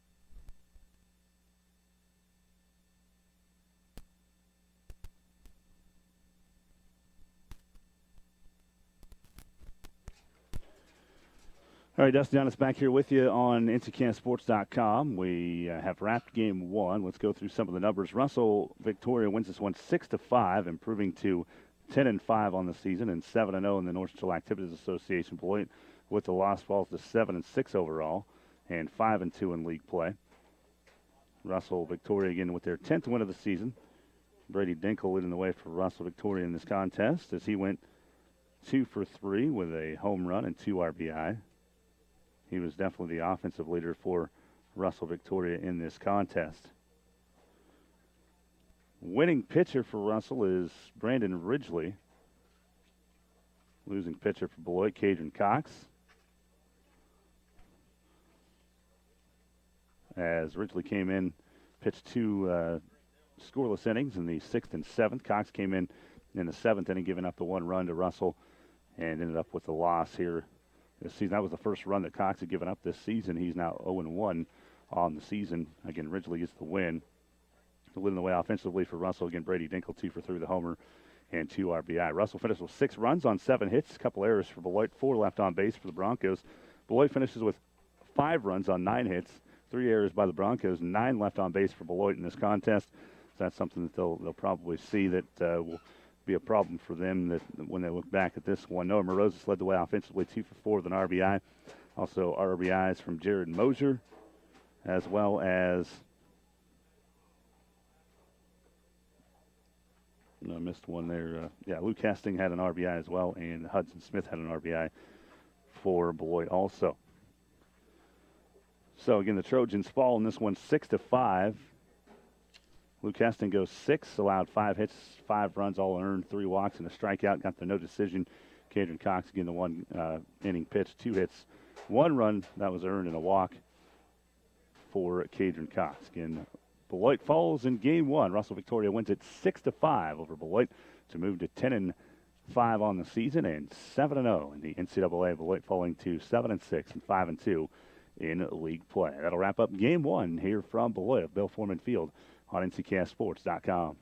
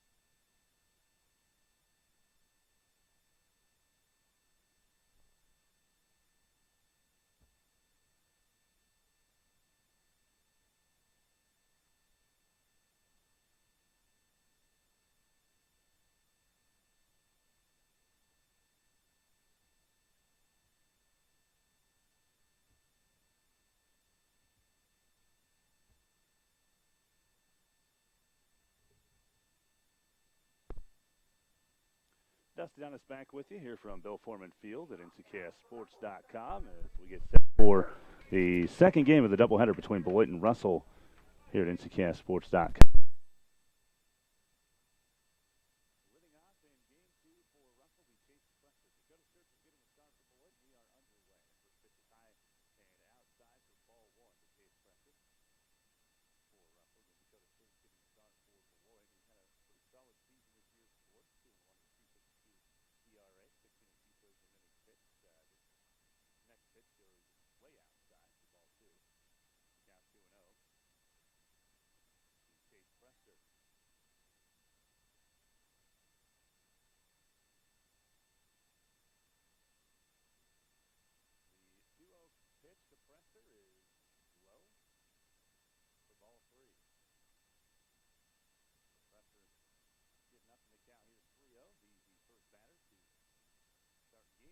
For the Russell, Presser takes ball 4, so Presser moves over to first, and a walk to start the game for Dakota Shirts.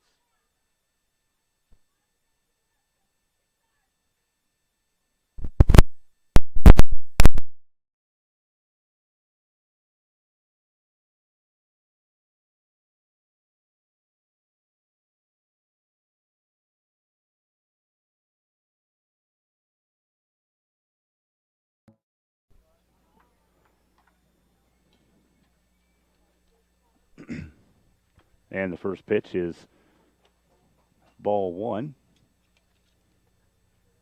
to Ridgely. So 4 pitches and 4 balls from Dakota Shirts to start this contest. And the first strike pitched by Shirts here on the outside corner. Counts 1-1 to Ridgely, the third baseman. Again, Presser on base with a walk to start the contest. Russell won game 1, 6-5. Here is the 1-1 pitch from Shirts to Ridgely, and a line drive, dropping in for a base hit in left center. Cutting it off is the center fielder Cox to hold the Broncos on just first and second. A single for Brandon Ridgely. That'll bring up the shortstop, number 8, Dinkle. As Presser moves over to second. So a walk and a hit to start the game for Russell here in game 2. Now batting for the Broncos. This is Brady Dinkle. Dinkle hit a solo home run in game 1. Had a couple RBI in that contest. He actually had the sacrifice fly that was the leading run, the winning run, ended up being the winning run for Russell Victoria. First pitch is fouled down the third base line. Strike 1 to Brady Dinkle. So the count 0-1. Top of the first inning, no score between the Broncos and Trojans here in Beloit at Bill Foreman Field. And we're happy to have everybody with us here on Nckssports.com. Fly ball hit to shallow left center field. Coming in to make the catch is Cadron Cox for out number 1. Dinkle flies out to Cox in left center. So 1 down here in the top of the first inning, and now batting for Russell will be Tanner Romey. Number 17, Romey. Romey is the catcher here in game 2. He was the pitcher in the first game. No decision in 5 innings. Gave up 7 hits and 5 earned runs. Playing catcher here in this one. Dakota Shirts again pitching for Beloit. Romey in that first game, he went 1 for 2 and had an RBI at the plate.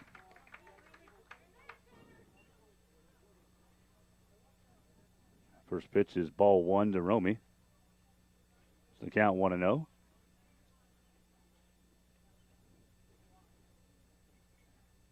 And the 1-0 pitch is fouled back to the right side and out of play.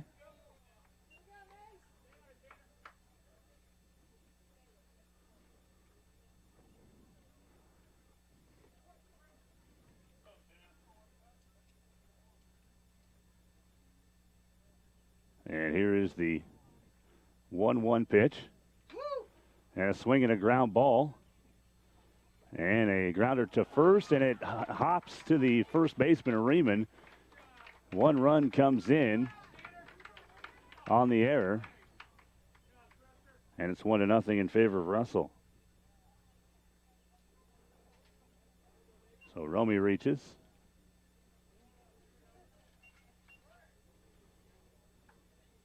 And in to score Runner scores, and that'll bring was up Prester, and moving over to third was Beagley.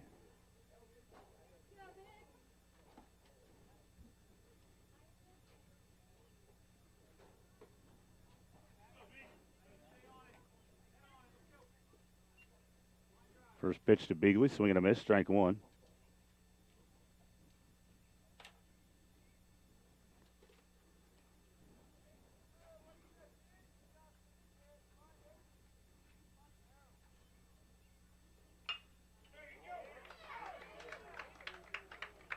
And here's a line drive into center field for a base hit for Beagley. Singles into center. Runner scores, and that'll bring up left fielder number 2, Dortland.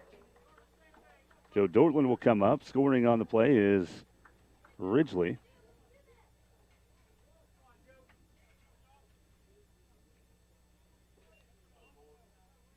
And again, Beagley with the single and driving in the run. Russell leads now 2-0. First pitch, curveball is apparently just outside for ball one. Looked like a pretty good one there from Schertz.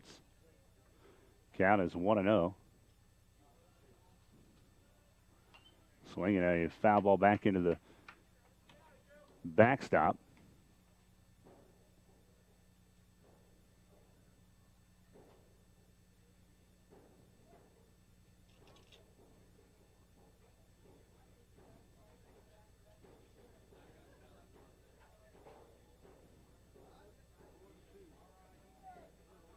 Here's a pitch and gets away for a ball.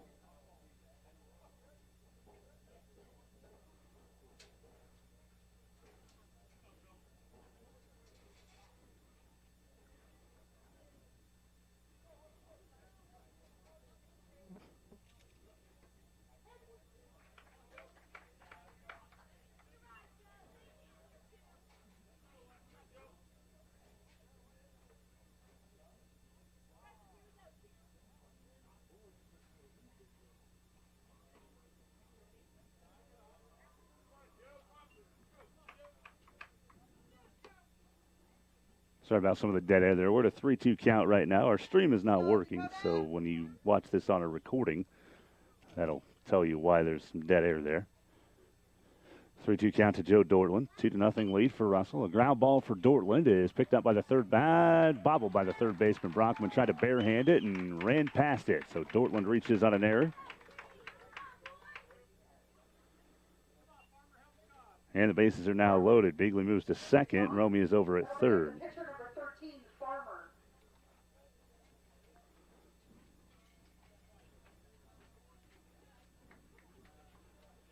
2-0 here in the top of the first inning. One down. That was Brady Dinkle who flew out to center, but everybody else has gotten on. And again, the first two scored for Russell. A couple errors here in this first inning for Beloit. The pitcher, Kyle Farmer, is now batting for the Broncos. Farmer at the plate for Russell, seeing his first action of the day. He did not play in game one. Again, Russell Victoria won that one 6-5 over Beloit, moving to 7-0 now in league play. Beloit's now 5-2 in the league. First pitch is in for a strike from Schertz. And the count 0-1 to Farmer.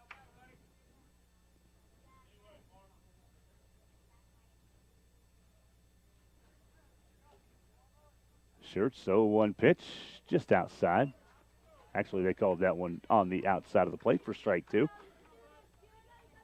Good location that time from Schertz, and it's an 0-2 count to Farmer. 0-2 pitch, swung on and missed by Farmer. The strikeout for Dakota Schertz. So 3 pitches and a strikeout there for Farmer.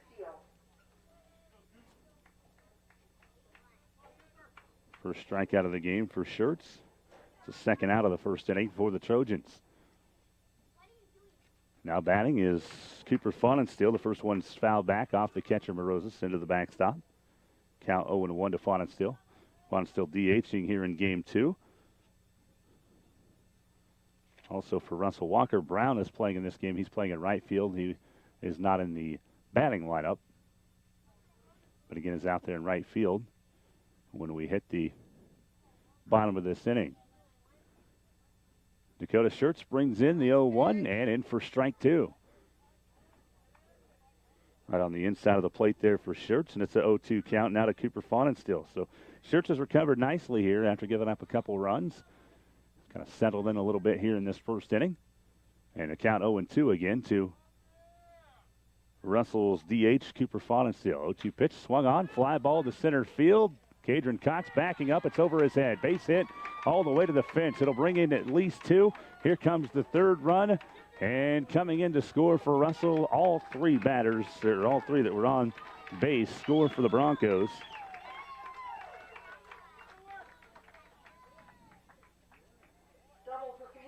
As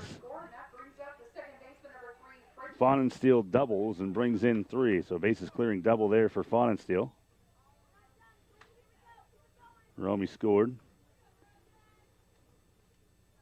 Beagley and I believe Dortland scored as well. So double for Faunenstiel. 3 RBI. And it's a 5-0 Russell lead here in the first.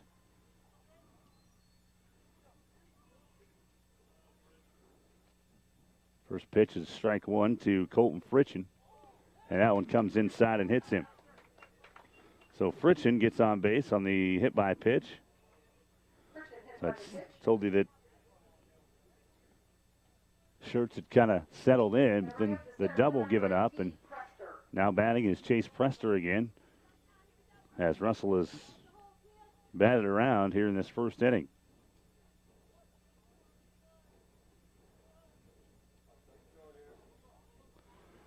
First pitch to Prester, bunted down the third base line as he looks to run it out. Brockman to first. Prester's in time. An infield single for Prester and an RBI. Or not an RBI, they just moved the runners over to second and third, so it's still 5-0. My apologies there. Prester with the infield single on the bunt. His first hit of the game. That moves everybody over. Faunenstiel's at third now, and Fritchen to second. So the bases are loaded as Noah Morozis goes out to talk to his pitcher Dakota Schertz. 2 down here in the first. It's 5-0 Russell Victoria with the lead.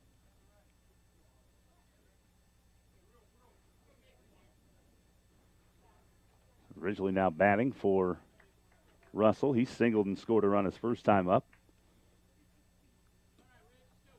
And 2 outs here in the first. It's 5-0 Russell. The bases are loaded. And again, batting now for Russell. This is Ridgely. First pitch is low, ball one.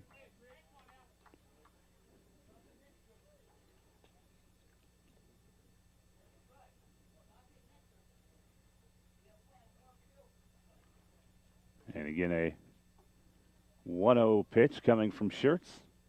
Swing and a miss, strike one. Right down the middle there on that pitch is, again, it's a 1-1 count now to Ridgely.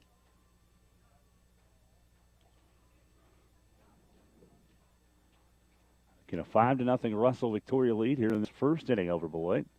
Here's a ground ball to Jimmy Brockman, but it got through, and a single here will bring in 2 more runs for Russell. Ridgely's headed over to second. Nobody's covering third as the runners advance to second and third. A 2 RBI double, or actually we'll call it a single, and advancing on the throw. So 2 RBIs there for Ridgely. Faunenstiel came in to score. Fritchen came in to score.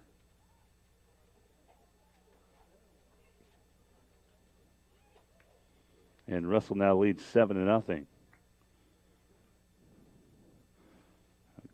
Conference at the mound right now as Dakota Schertz has struggled here in this second game. Russell putting up 7 runs here with just 2 outs so far in the first inning.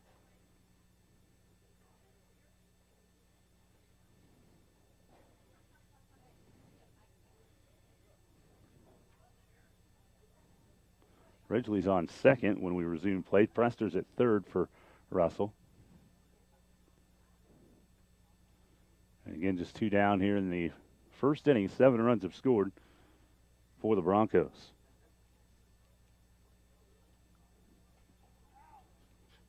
For now, Schertz will stay on the mound for Beloit as Coach Cox and the rest of the team break the huddle at the mound and head back to their respective positions. Now batting is Brady Dinkle. Dinkle was the first out of the ball game. He flew out to center his first at bat. Here's a ground ball towards second baseman Michael Peters. A slow roller hits the grass. The throw to first is just in time to get the out.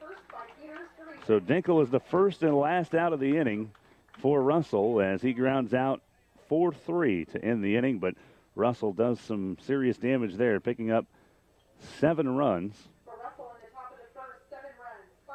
on 5 hits and a couple errors for Beloit.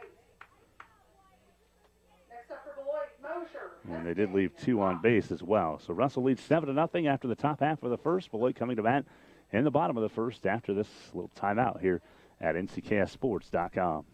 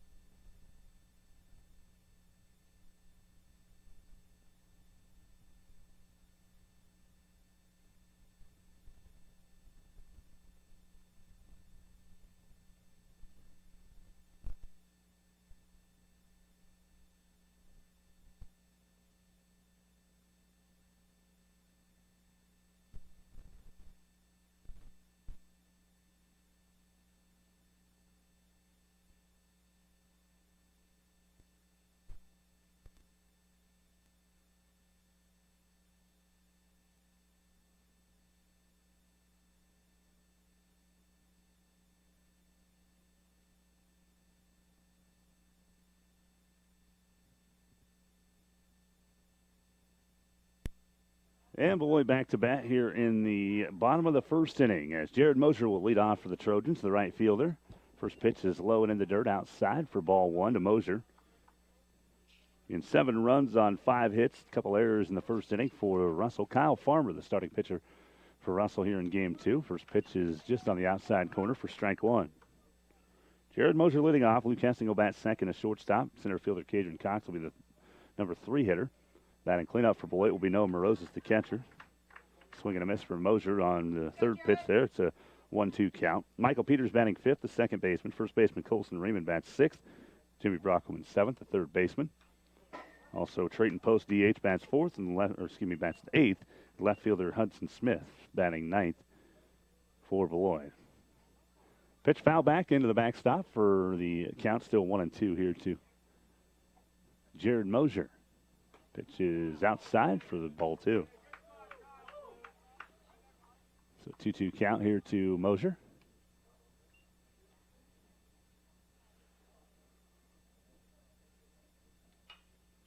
And this one's popped up and coming in to get it. The pitcher Farmer and the catcher Romy were both going for it, and Romy says, "Get away from me," and makes the catch. So Mosier pops out to the catcher Romy, and 1 down here in the bottom of the first inning. Luke Hesting now batting for Beloit. 1 down here in the bottom of the first. 7-0 Russell. This one is fouled off the catcher and out of play. Not out of play, but into the fence here to the right as it's 0-1 to Luke Hesting. 0-1 pitch to Hesting comes inside for ball one.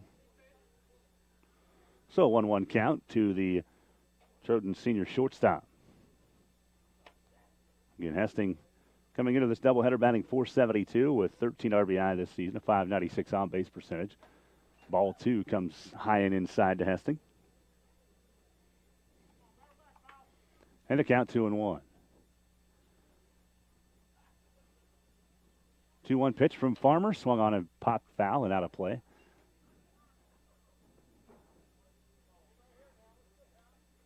Kyle Farmer, a sophomore for Russell Victoria on the mound here this afternoon, this evening in game two. Count 2-2 to Luke Hesting. And here is the 2-2 offering from Farmer. Fly ball to left field. Tailing foul and not able to make the catch over there is the left fielder Joe Dortland for Russell Victoria, and it falls for a foul ball, and Luke Hesting comes back to the plate. Count remains at 2-2 to Hesting. In Russell Victoria winning game one, 6-5. Beloit led 5-4, but a solo home run by Brady Dinkle tied it at 5 in the top of the fifth, and then Dinkle had a sacrifice fly in the top of the seventh that ended up winning the game for Russell. They took the first one 6-5, leading 7-0 here in game two. 2-2 pitch to Hesting is high and inside for ball three as the count runs full to Luke Hesting.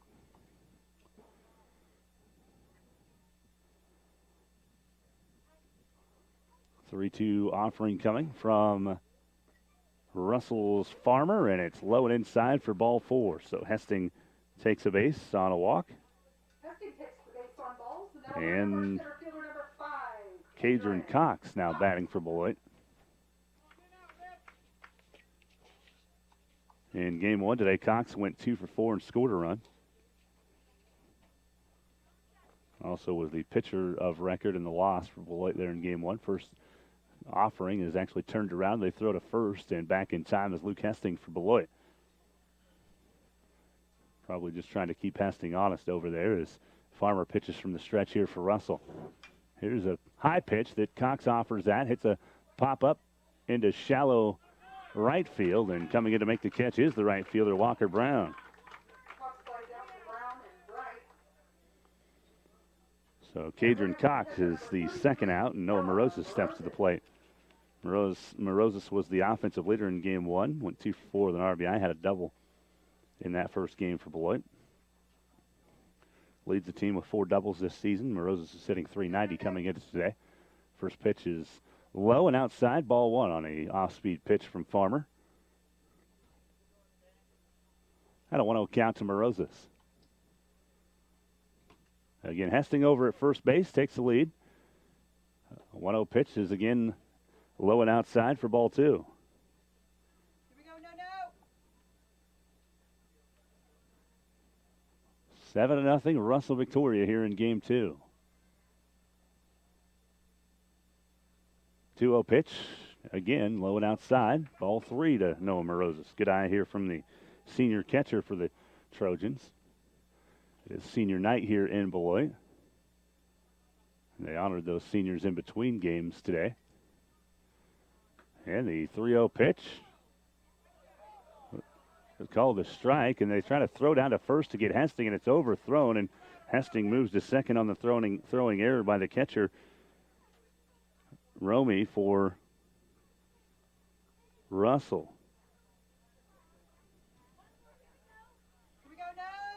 So no Morozes now 3-1 count as he was taken all the way there on that 3-0 pitch. And here comes the 3-1. Farmer looks at second base and brings the 3-1 low and outside for ball four. So the second walk of the game from Farmer as Morozes moves over to first base. So Morozes on first, Hesting's on second. And now batting is the senior second baseman, Michael Peters, for the Trojans. Now batting, second baseman number 21, Michael Peters. Here's the first pitch to Peters, and he popped it up foul and out of play on the right side. Count 0-1 to Peters.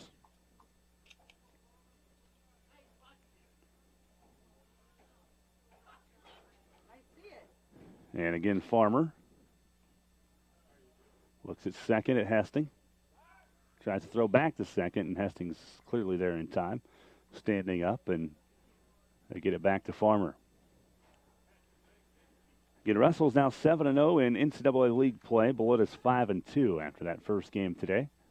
Russell 10-5 overall. The 0-1 pitch is low for ball one to Michael Peters. The count 1-1 to the second baseman.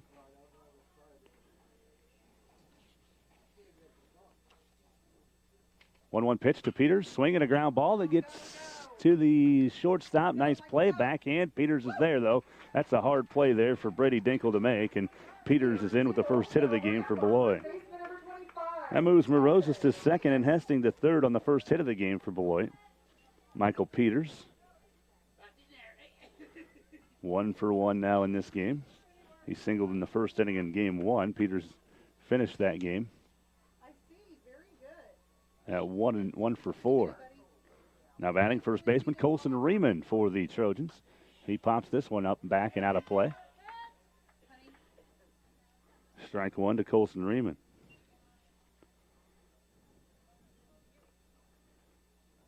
Count 0-1 to Colson, senior first baseman for the Trojans.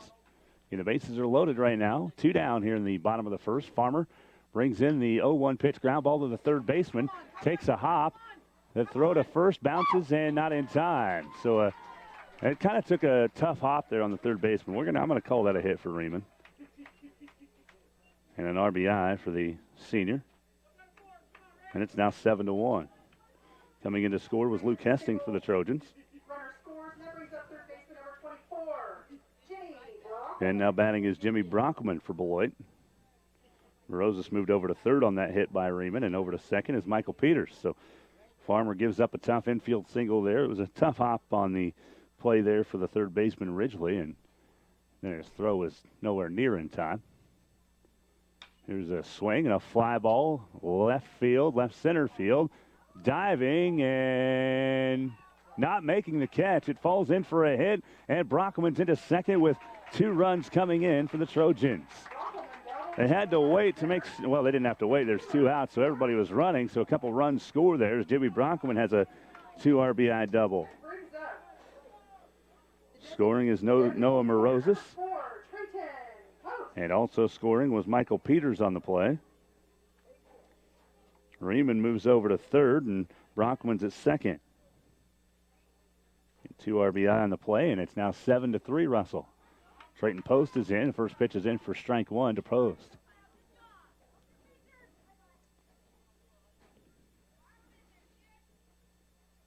Here's the 0-1 to Post, and he offers it a pitch that it was outside, would have been a ball, but he fouls it out of play down the first baseline. So the count's 0-2.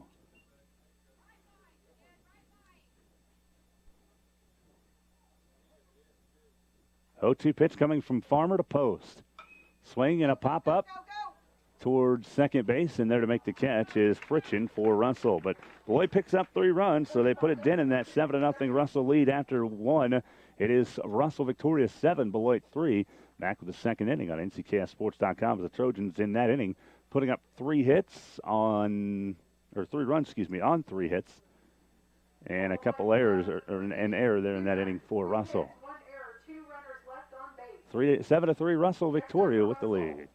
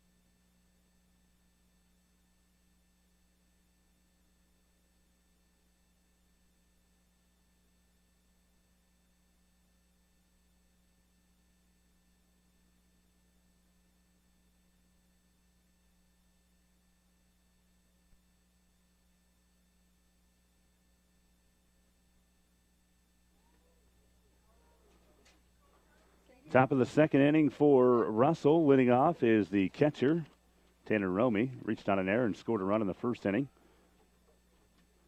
As Russell scored 7 in that first inning.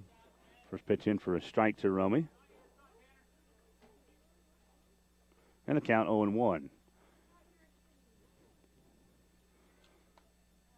Romy, a junior for the Broncos. Dakota Schertz brings in the 0-1 pitch. Swinging a high fly ball to left field. This one looks like it's going to head over Hudson Smith's head, in left field. And coming into second base is Romy, walking in nearly. Might have had a play there for Beloit, but a double for Romy. As he's on with the hit. And is now officially 1-for-1 in the game with a run scored. And now batting is the first baseman, Mason Bigley.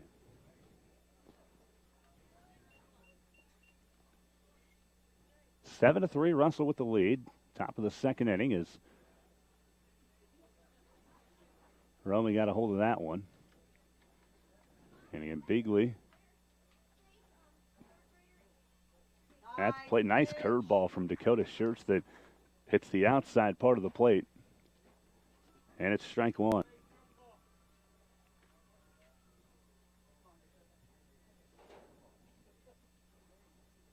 Oh, 1 count to Bigley. Schertz brings in the 0-1 pitch. That one's outside for ball one. Way outside. It's the count 1-1 now.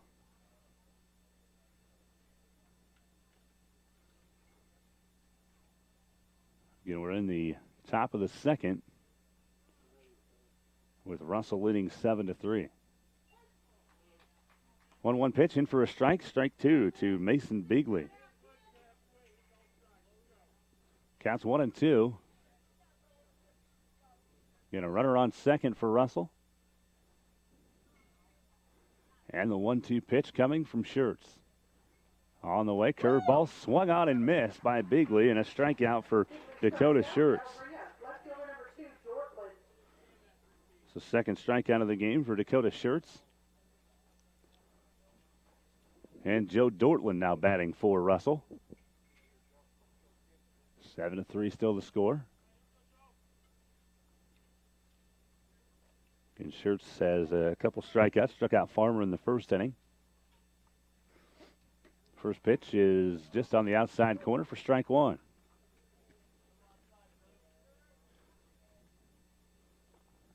Schertz getting the benefit of the doubt on that one as it's an 0-1 count here to Joe Dortland again. Dortland in this game is not had an official at-bat. He has one plate appearance. He reached on an error and scored a run in the first inning.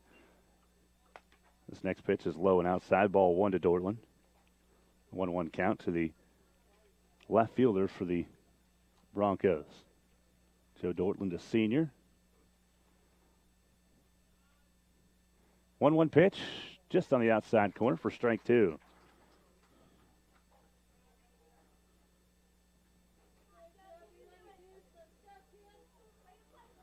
So the count 1-2 to Dortland.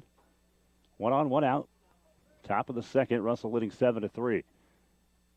1-2 pitch from Schertz on the outside corner, strike 3 looking on Dortland, and that is the third strikeout of the game for Dakota Schertz. So Farmer comes to the plate now. He struck out his first time up in the first. And 10 batters came to the plate in the first inning, and Russell scored 7 runs, and Schertz looking to shut him out here in the second. First pitch is outside, and that's ball 1 to Kyle Farmer.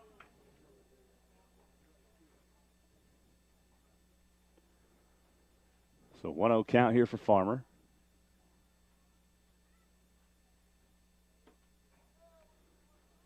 Again, a leadoff double for Tanner Romy, but 2 strikeouts of Bigley and Dortland for Schertz. A ground ball to the first baseman, Colson Raymond. He's right there for it. Steps on the bag for the final out of the inning. So that would be a 3 unassisted ground out for Kyle Farmer as Russell goes scoreless in inning number 2. 1 hit, no runs, no errors, and 1 left on there for the Broncos.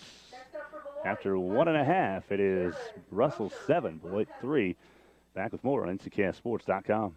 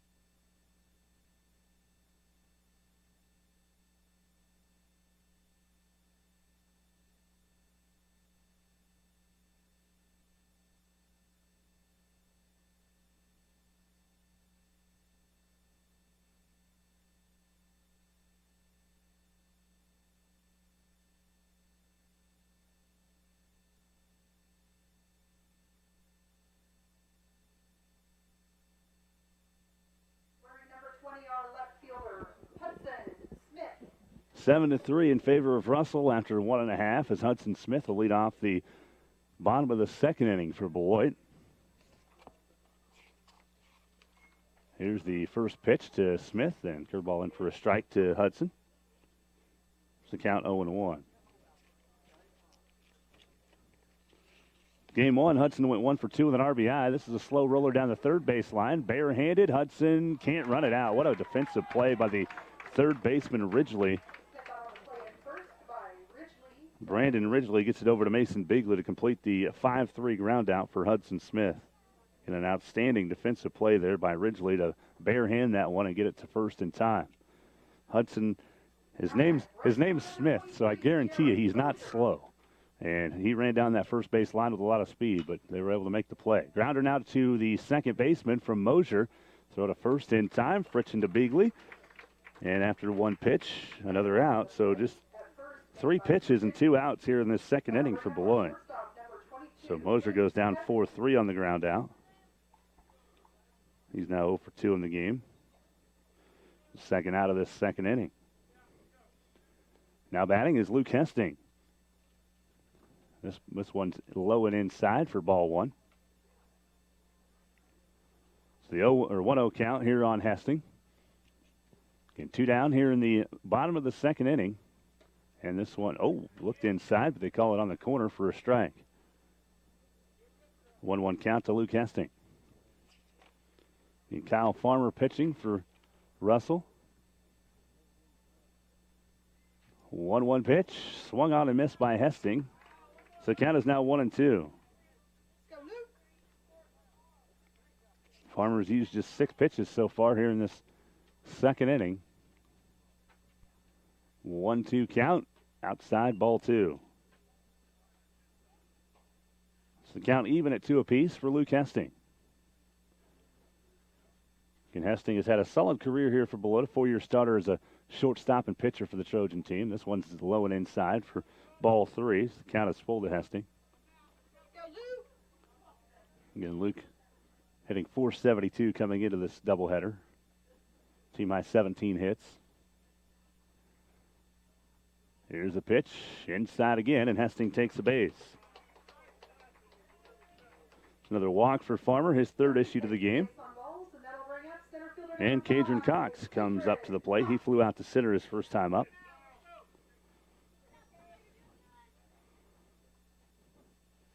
Seven to 3, still the score in favor of Russell. First pitch from Farmer to Cox is right in there for a strike. So 0-1 count to start this at bat for Cadron Cox.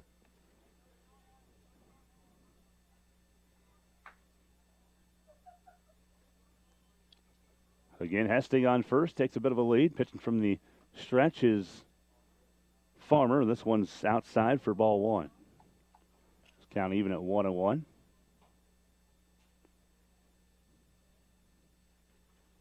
And Cadron Cox steps in. The 1-1 offering is outside, ball 2. So patience has been a key here for Beloit in this inning. The first 2 guys came in and were out on 3 pitches. The next 2, Hesting and Cox, have been patient at the plate.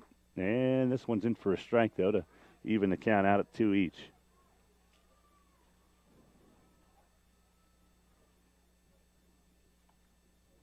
And Cox this season batting .289 coming into the doubleheader. He's been hit by a pitch 5 times, the most on the team. Here's a grounder to short by Cox, and Dinkle's there over to Bigley for the out. So a 6-3 ground out for Cadron Cox ends the inning. No runs, no hits, no errors. 1 left on for Beloit. We've reached the end of 2. It's Russell Victoria 7, Beloit 3 here in Beloit. Back with more on Nckssports.com.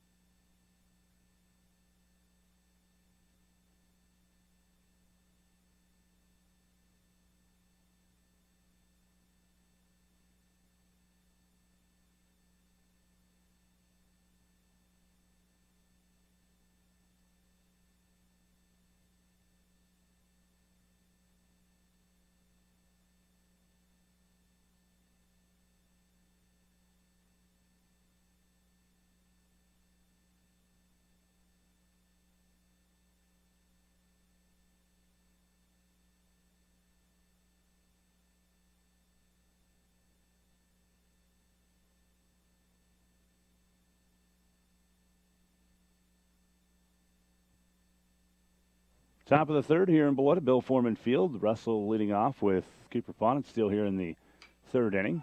Pops one up, and it's drifting foul, but the catcher, Noah Morosis, is there to make the grab, and that's the first out of the inning. And bring up second baseman number 3, Pritchett. So the foul out for Cooper Fawn, still one down on one pitch, and now batting is Colton Fritchen, the second baseman for Russell. He was hit by a pitch and scored a run in the first inning. Bunting down the third baseline. Brockman there, bare-hands it, throws the first, not in time. A lot of speed there from Fritchen as he makes it in with an infield single. Jimmy could not have played that any better than he did defensively. He fielded it clean with a bare hand. He knew he didn't have time to use his glove to make the play. And bare-hands it, throws the first, but just not in time as Fritchen is at first base for Russell with an infield single. Now batting is Prester, and on a curveball, Fritchen's able to steal second. The pitch was right in there for a strike, so it's 0-1 to Prester, but that is the perfect pitch to steal a base on for Fritchen on that slow curve from Schertz. Count is 0-1. 0-1 pitch to Prester. Swing and a fly ball to right field, and right there for it is Mosher for the second out of the inning. So 2 down here in the third. And Brandon Ridgely steps to the plate for Russell. Still 7-3. Nobody scored since the first inning here for Beloit or Russell. Again, Russell with the advantage. One runner on. Fritchen is at second base. 2 down for Brandon Ridgely. First pitch from Schertz is a little bit high for ball 1.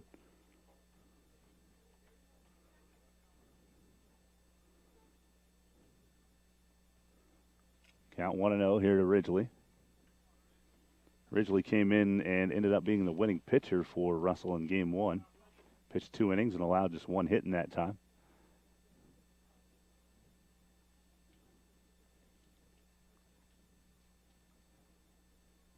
Two down here in the third inning.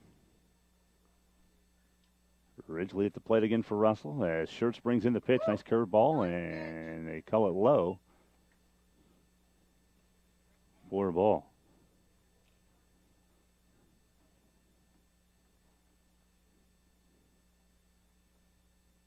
Here's the pitch coming from Schertz to Ridgely again. A ground ball. Goes to the second baseman, Peters. He's there. Throws to first to Riemann to get the final out of the third inning. Ground out goes 4-3. No runs for Russell. 1 hit, no errors. 1 left on for the Broncos there in the third inning. After 2.5, it's Russell 7, Beloit 3 here on Nckssports.com.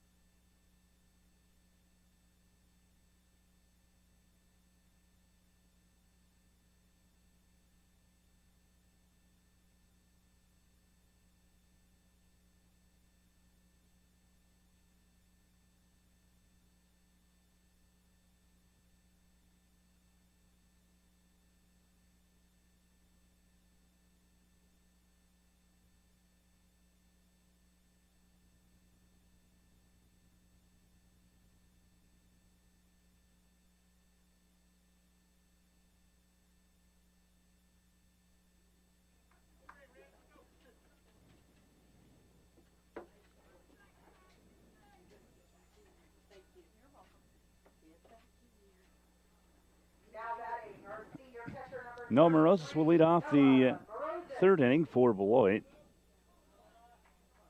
And Russell with 7 runs in the first inning. Beloit had 3 in the first. Nobody scored since then. Morozes walked and scored in the first inning for Beloit.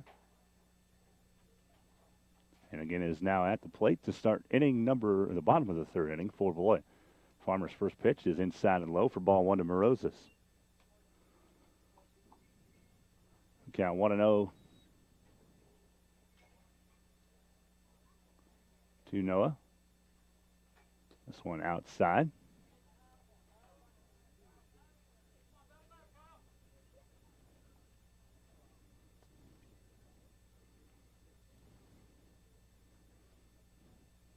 Pitch from Farmer.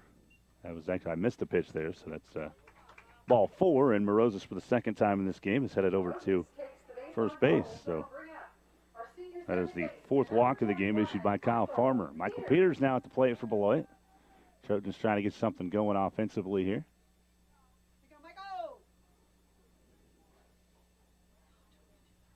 Morozes takes a bit of a lead from first. Again, pitching from the stretch is Farmer. Ground ball right to third base, and it's through the mitt of the third baseman Ridgely as Morozes moves over to second base.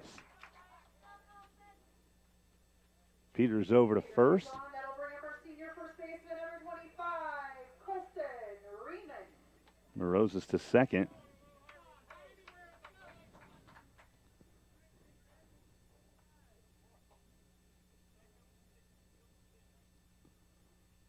And now batting is Colson Riemann for Beloit.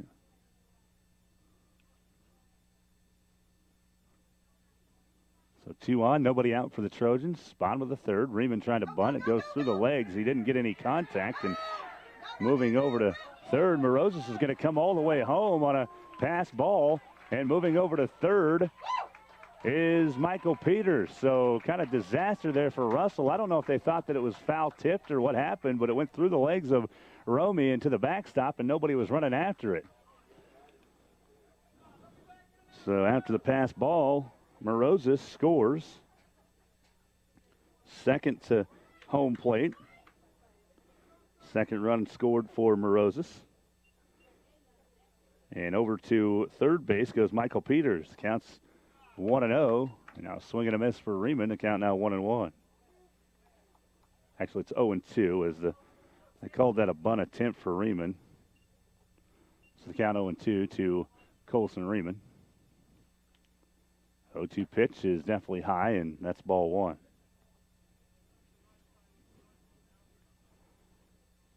Seven to 4. Russell the lead. Still nobody out here in this third inning as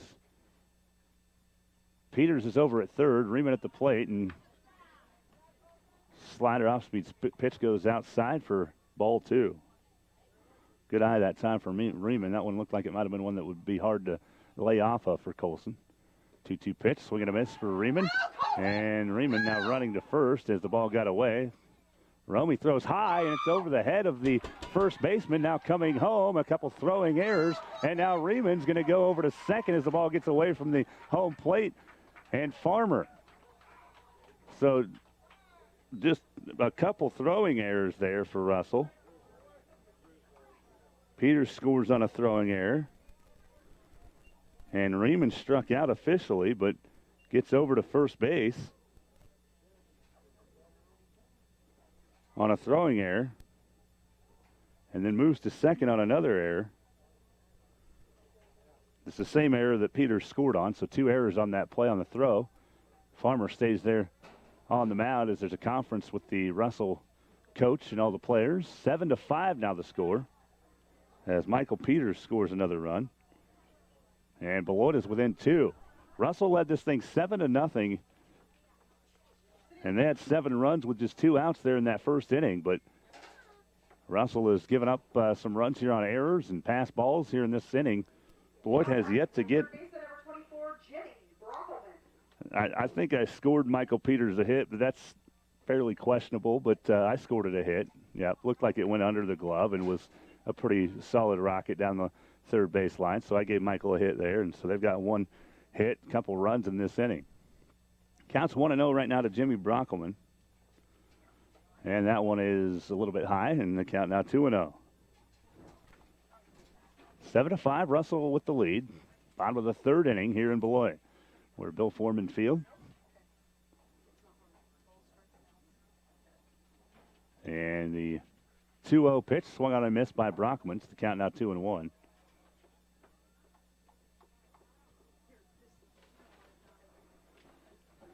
Jimmy in this game so far is 1 for 1, had a double and a couple RBI in the first inning. 2-1 count, and that one's just on the outside corner for strike 2. It's count even at 2-2. And nobody out yet here for Beloit in this third inning. Riemann on second base right now for the Trojans. 2-2 pitch to Brockman. Line drive caught by the shortstop. Throw to second. Double play.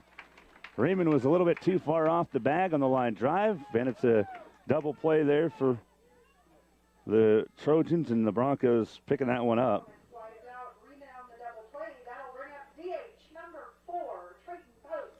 So Brockman the first out.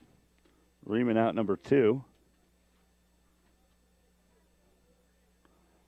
And now batting is Trayton Post for Beloit. First pitch on the outside corner for strike 1. Count 0-1.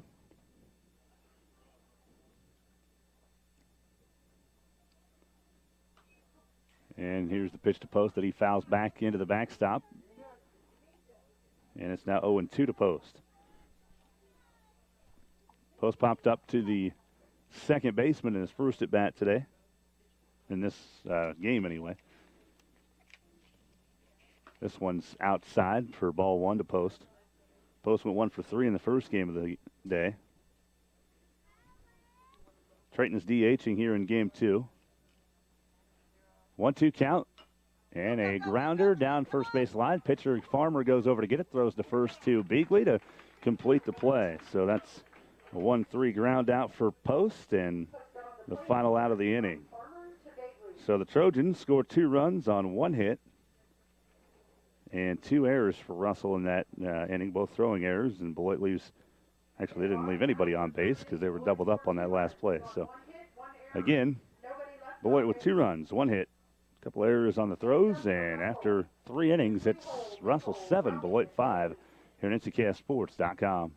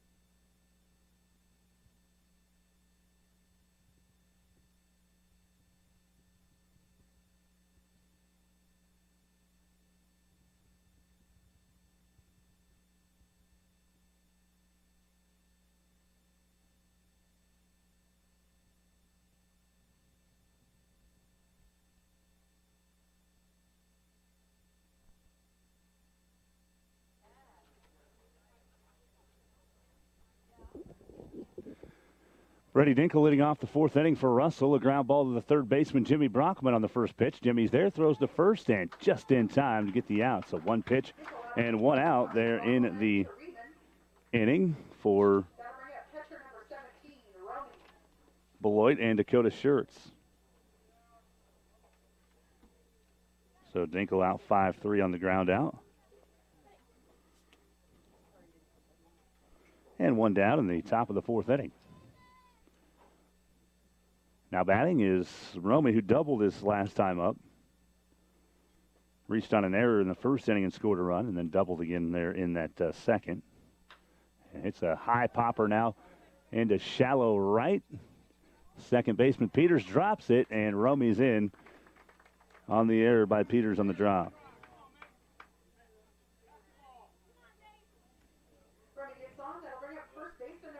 So now batting is Beagley. I think they've done this all 3 times Romy's got on. They do have a courtesy runner coming in for Russell Victoria. That's Kyle Schrader.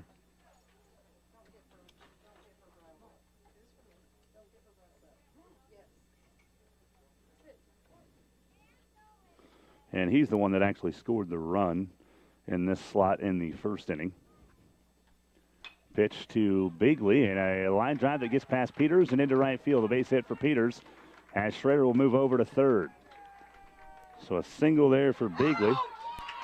And then Bigley trying to, I don't know what Bigley was doing at first base, but he got off the base and got tagged out over there at first for the second out. Moving over to third is moving over to third is Schrader. But for some reason, Mason Bigley was off the bag over there at first and got thrown out.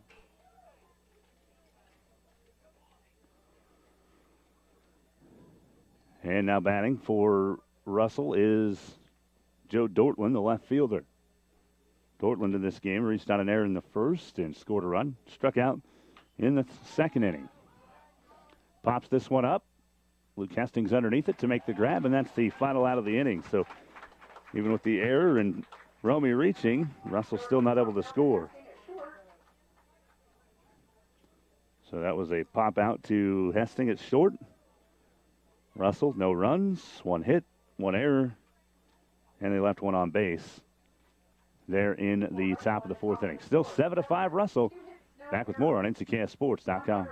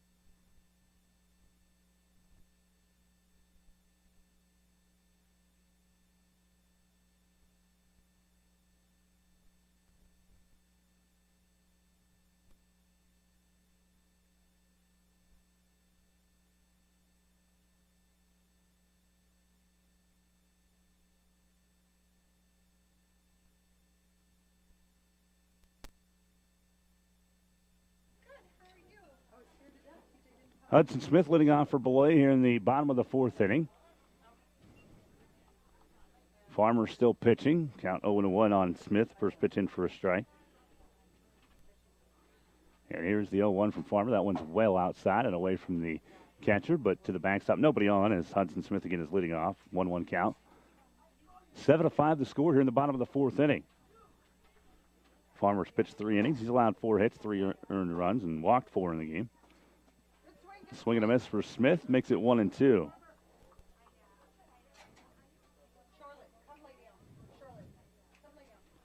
Again, 7-5. Russell with the lead over Beloit. We are in the bottom of the fourth inning, and this one, Hudson Smith kind of just came out of his stance, and it ended up going behind him for ball 2. If he stays where he was at, he would have gotten hit in the back there, but he made that move, and the count's now 2-2 to Smith. Obviously, as a batter, you have to make an attempt to get away from the ball, and that's what Hudson did. Ground ball to the shortstop. Left side to Bigley. And Dinkle to Bigley for the out.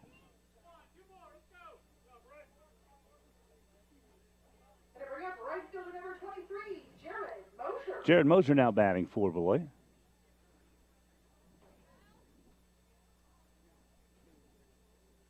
And the first pitch just right on the outside corner. Strike 1 to Moser.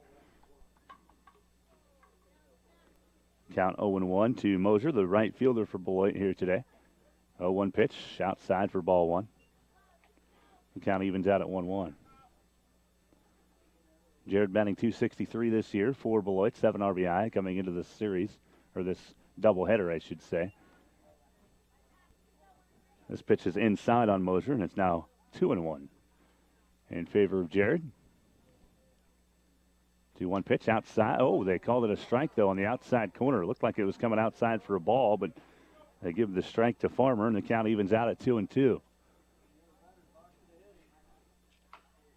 2-2 pitch coming for Moser. And that one's fouled down third base line, and the count stays even at 2 apiece. 7-5 the score here in the bottom of the fourth inning. And Russell Victoria won the first game, 6-5. Moser hits this one out of play. On the right side, and it's still a 2-2 count to Jared.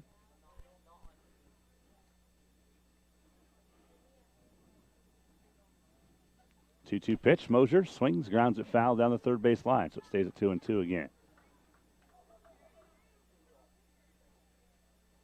Beloit at 7-6 right now after the loss in the first game, 5-2 in the league. Trying to turn this one around, and despite trailing 7-0 early, curveball comes in high on Moser to make the count full at 3-2. Again, they trailed 7-0 early in this game. They scored 3 in the bottom of the first after Russell Victoria put up 7 in the top of the first, and then 2 more for Beloit in the third inning. And Moser takes ball 4 and heads over to first base. The walk is the 5th issued by Kyle Farmer for Russell. And Luke Hesting now steps to the plate. He's walked twice, scored a run in this game, so he's been very patient at the plate for Beloit. First pitch to Hesting, and a fly ball to right field on the first pitch. And coming in on it and making the catch is Walker Brown for Russell. So that's the first out of the inning, or the second out of the inning, excuse me. Hudson Smith grounded out, and now a fly out for Hesting. Moser stayed at first on the play, and Cadron Cox now batting. He's 0 for 2 in the game so far for Beloit.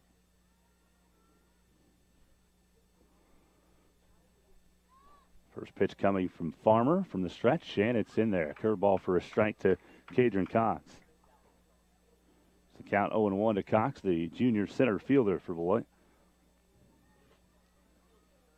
Bringing in the 0-1 pitch. Farmer looking, brings the pitch in, swinging a pop-up. Right side, Bigley in foul territory is underneath it and makes the grab for the final out of the inning. So Cox fouls out there for the final out of the fourth. No runs, no hits, no errors. One left on for Beloit there in the fourth inning. And we head to the top of the fifth with Russell still leading 7-5 over Beloit.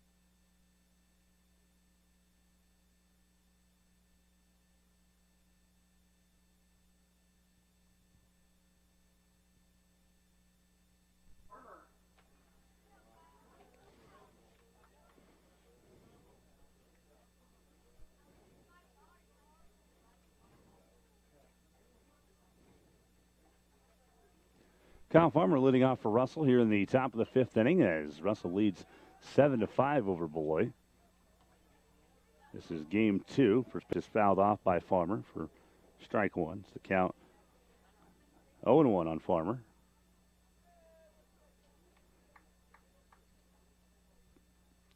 A 1 pitch on the outside, and they say just outside of the corner. Looked good to me from this vantage point. They call it ball 1 to Farmer, and the count now 1-1.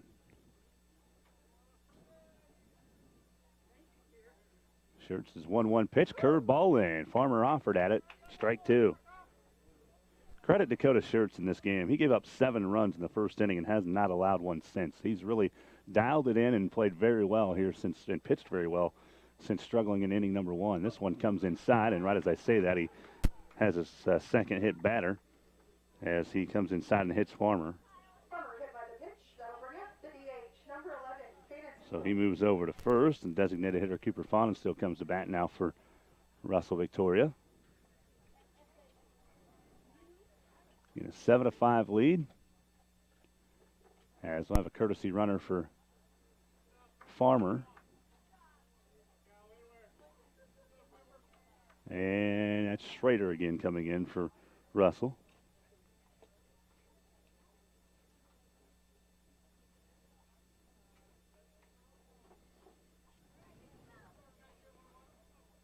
And again now batting is Swanenstiel for the Broncos. They throw over to first, and ball goes off of the heel of Swanenstiel. Reeman's there to go get it.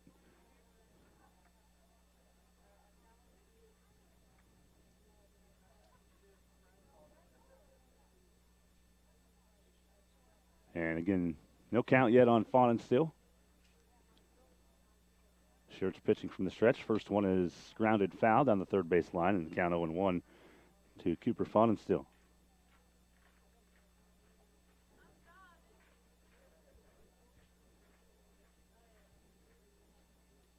Oh, 1 count. Again, Schrader over at first for Russell. 0-1 pitch. Swung on a miss. Curveball got underneath the bat of Swanenstiel. The count is now 0-2. It's 7-5 here in the top of the 5th inning. Russell with a 2-run lead. Count is 0-2. Nobody out yet here in this 5th.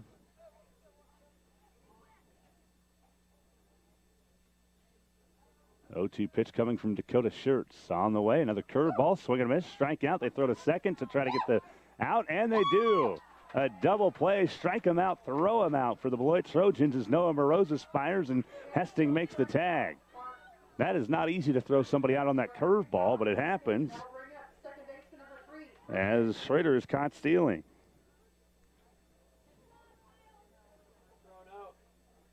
The strikeout is the 4th of the game for Dakota Shirts. So that was out number 1. Out number 2 was Schrader trying to steal second. So Shirts back pitching from the windup with nobody on. First pitch inside for ball 1 to Colton Fritchen. Fritchen was hit by a pitch and scored in the first inning. He reached on an infield single on a bunt in the 3rd inning. Now in the 5th. Here he is, up 2-0 in the count as this curveball is outside and a little bit high as it's a 2-0 count now to Colton Fritchen. So Fritchen 1 hit, 1 run scored in this game. And this one inside for ball 3 to Fritchen. So Fritchen with a good eye here for the Broncos. 3-0 count. And the 3-0 pitch coming from Shirts on the corner for strike 1. And Fritchen thought it was ball 4 and heaved his bat over. And I don't think the umpire's probably going to like that. They typically don't anyway. The count now 3-1 to Colton Fritchen.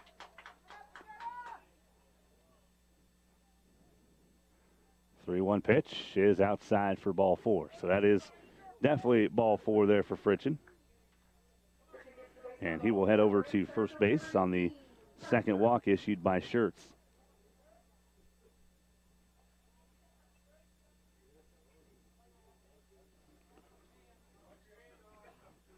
Now batting for Russell is Chase Prester.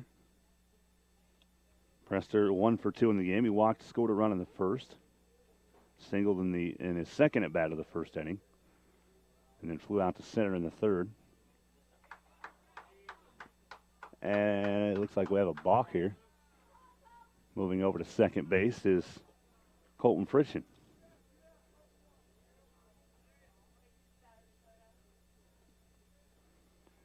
So Shirts pitching from the stretch here, and 2 down in the top of the 5th inning.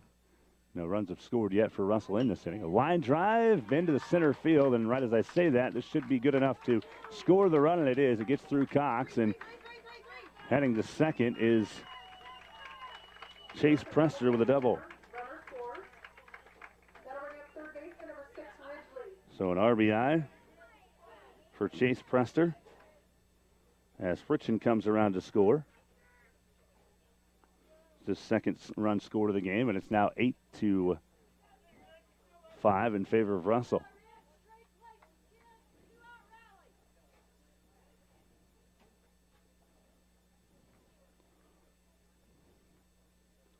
First pitch to Ridgely is a swing and a miss, strike one.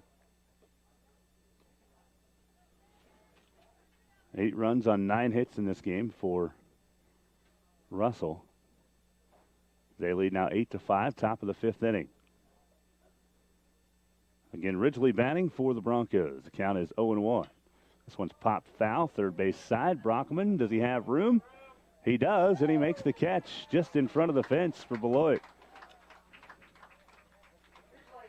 So, pop foul for Ridgely, and that's the end of the inning. So, Russell picks up 1 run on 1 hit. There were no errors in that inning, and 1 left on base.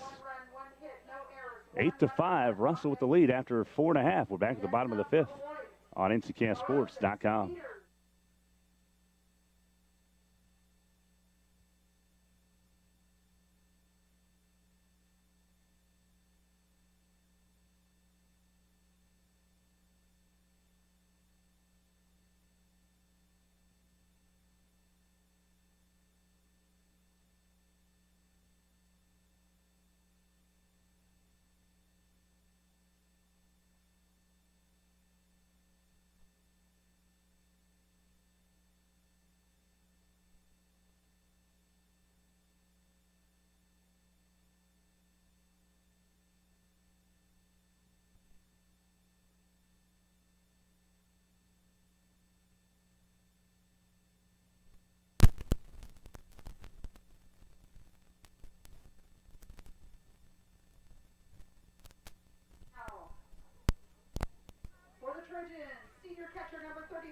Bottom of the 5th inning, Noah Morozes will lead off for the Beloit Trojans. Morozes in this game is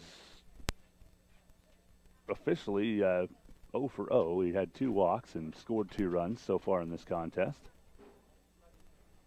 Morozes stepping to the plate for Beloit here in the bottom of the 5th inning. Russell leads 8-5. They tacked on another run in the top of the 5th after scoring 7 in the top of the 1st.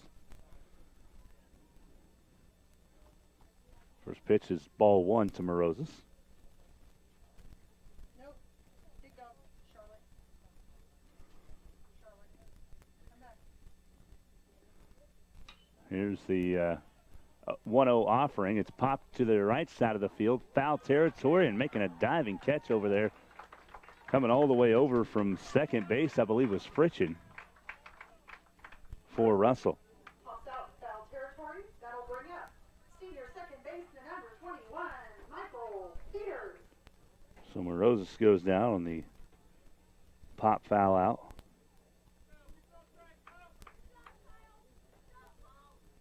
And Michael Peters now batting for Beloit. He's 2 for 2 in the game. He scored a couple runs for the Trojans. First pitch in for a strike to Peters. The count 0-1.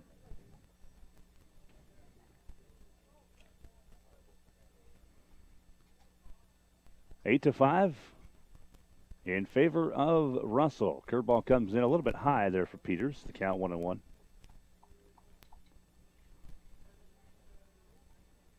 Again at the mound, still Kyle Farmer for Russell. Gone the distance so far. This one is low. Ball 2. Count 2-1 to Michael Peters.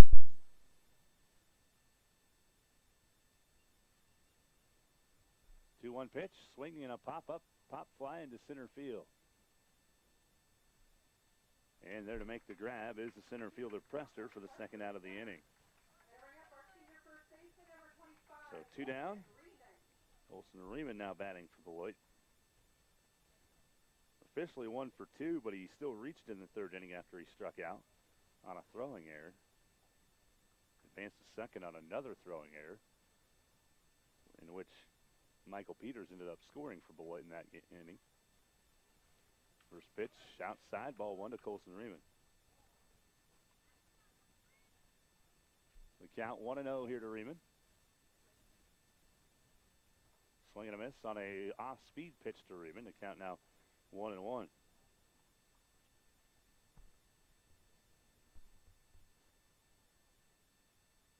1-1 pitch, and that one's low for ball 2.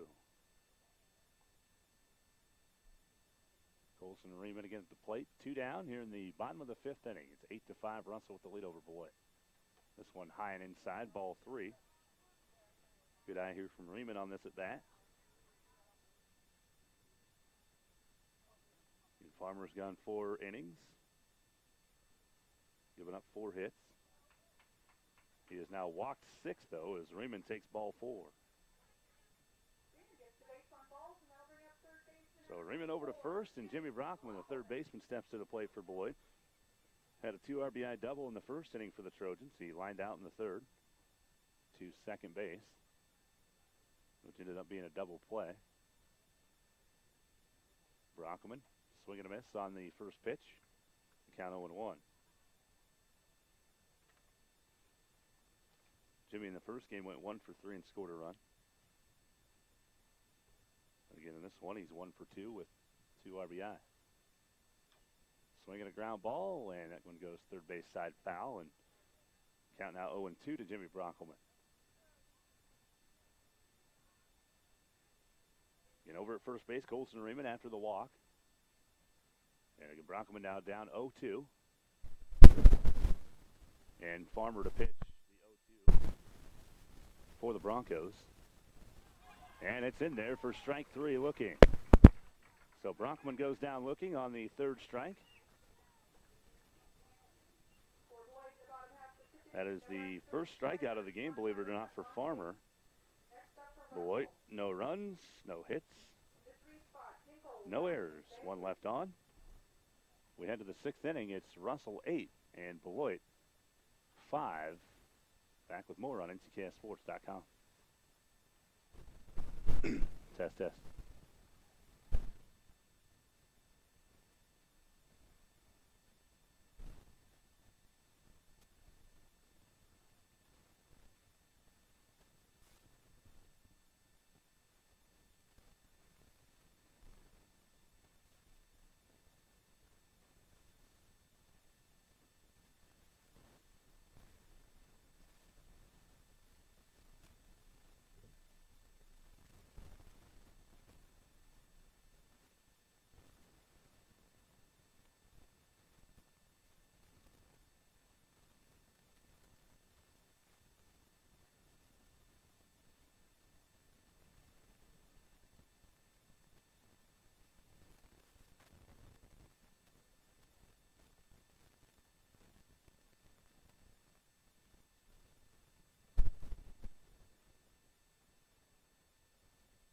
Brady Dinkle will lead off here in the 6th inning for Russell. And he hits a fly ball to deep center field, and it is gone. Second home run of the game, the day for Dinkle. The first in this game. He had a solo shot in the first game, and this one is gone for Dinkle. Now 9-5 Russell. As Brady Dinkle gets another solo shot for the Broncos. He was 0 for 3 prior to that. Now 1 for 4 with an RBI and a run scored.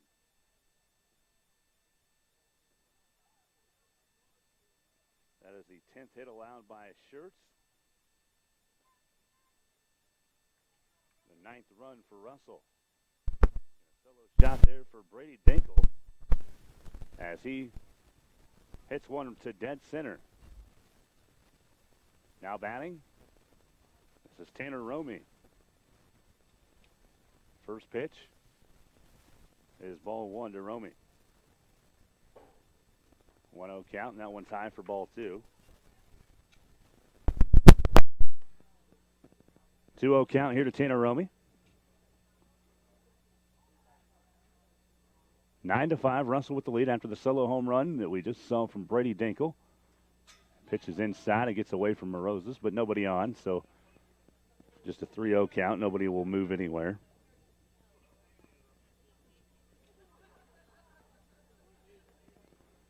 We're in the top of the 6th inning with Russell now leading 9-5 after a solo home run by Dinkle. 3-0 pitch. Grounder that gets over the mid. That was a tough hop there for Jimmy Bronk, and a single coming here for Tanner Romy. So another hit there for Russell. Romy is now 2 for 2 in the game. He's reached all 4 times he's been on. A couple errors and a couple hits. He scored, actually Schrader scored a run for him, and he will again be the courtesy runner in this inning for Russell for Tanner Romy. And now batting for the Broncos is the first baseman, Beagley. Beagley in this game is 2 for 3 with an RBI and a run scored. This pitch is inside for ball 1 to Beagley.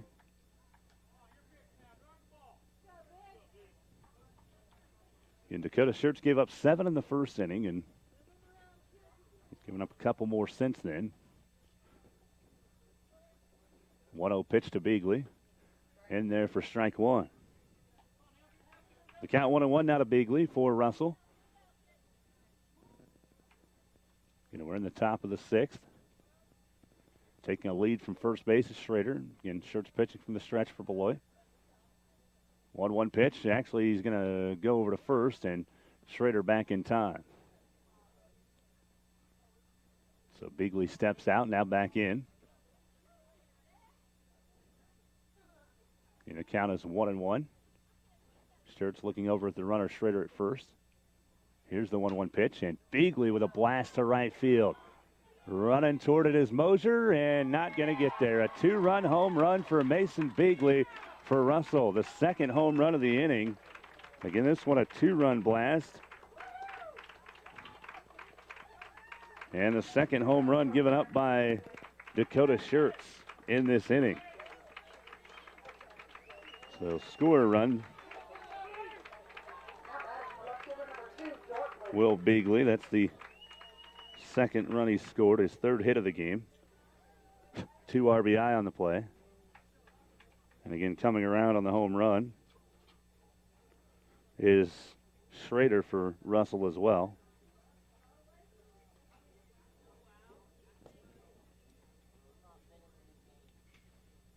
That was the 12th hit given up by Schertz. They have a meeting on the mound right now as it's now 11-5 in favor of Russell. Nobody out yet here in this top of the 6th inning. 2 home runs for the Broncos in the inning, as Jared Mosier will be taking the mound for Beloit. And we'll take a little bit of a break to gather everything defensively for Beloit here on Nckssports.com.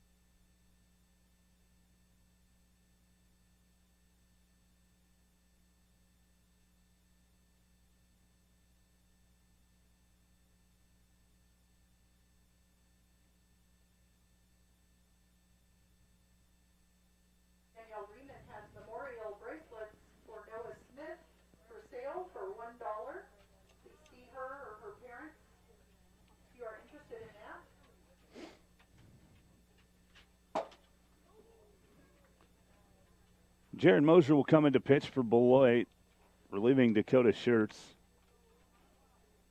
Schertz on the hook for the loss here if Beloit can't come back. Mosier this season 0-1 with a 13.50 ERA. He's pitched 4 2/3 of an inning for Beloit this season. Batting is Joe Dortland for Russell Victoria. And they lead at 11-0. We've got 12 or 11-5, excuse me. They've got 12 hits. They led 7-0 after one is where I was going with that. They've tacked on one more in the fifth, and they have scored 3 more here in this sixth inning on a couple home runs. First pitch to Dortland is ball 1. Count 1-0, and the 1-0 pitch is low for ball 2 to Dortland. 11-5 again, Russell with the lead. We're in the top of the sixth inning. Nobody out yet for the Broncos. And ball 3 is inside to Dortland.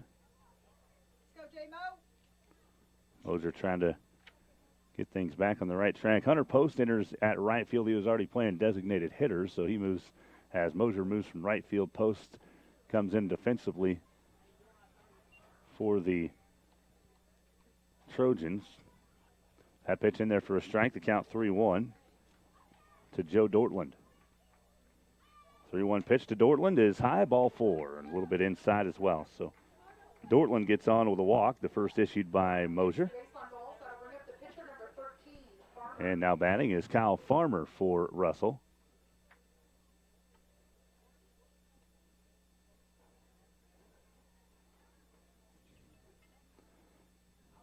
Again, Dortland now on first. Nobody out. 11-5 in the sixth. Farmer showing bunt. The pitch gets away from Roses, but Dortland was already like halfway down the line and started to come back. So no chance for him to advance on that play.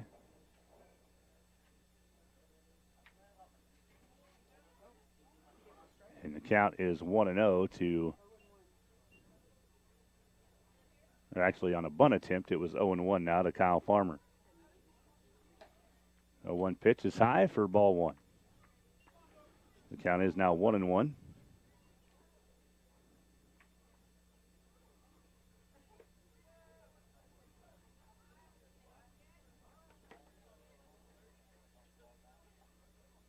One pitch is coming up for Moser.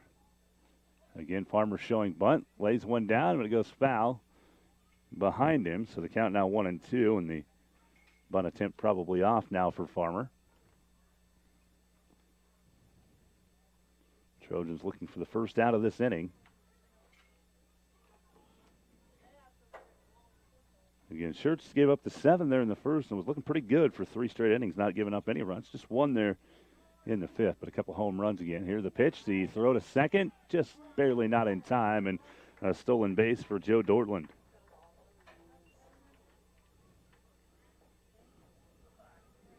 So Dortland moves over to second. Counts now 2-2 as that was ball 2 on the pitch. We go, Jared.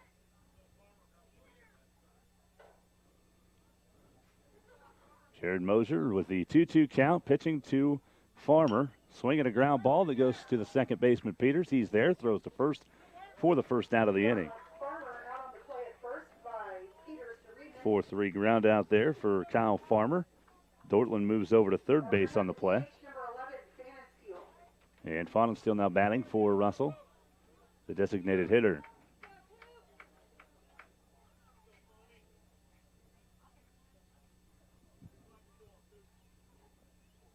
Eleven to 5 still the score. Dortland over at third base now.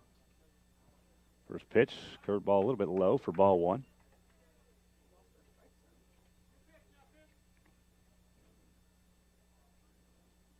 And again, a 1-0 count coming up here to Fahnenstiel. Fahnenstiel is 1 for 3 in the game so far. Had a double and scored a run. 3 RBI in this game. That pitch in for ball 2. We go, J-Mo. Count 2-0 to Fahnenstiel, and this one in for a strike. So the count now 2-1. Cooper Fahnenstiel, again, the designated hitter for Russell, the sophomore. 2-1 count is inside, ball 3. Count 3-1 now. 1 down here in the top of the sixth inning, 11-5. Russell with the advantage. Again, Russell won the first game 6-5 over Beloit. 3-1 pitch, grounded foul down the first base line. The count runs full now at 3-2 to Cooper Fahnenstiel. And Russell in those white uniforms with, they kind of look like what you'd see in the 1970s that the Major League Baseball teams had. The numbers are mirror images of what the Blue Jays have on their uniforms. There's a pop-up that goes towards second base to Peters, and that's the second out. Obviously, popping out on the infield is not good enough to advance anybody, so Dortland stays over at third base, and it's the second out of the inning, and now Colton Fritchen to the mound, or to the plate, I should say. Fritchen in the game, officially 1 for 1. He was hit by a pitch in the first, scored a run. In the third, he got a single and walked and scored a run in the fifth. First pitch right on the outside edge for a strike to Colton Fritchen. The count 0-1. Mosier brings the 0-1 pitch. That one's a bit high for ball 1. The count 1-1.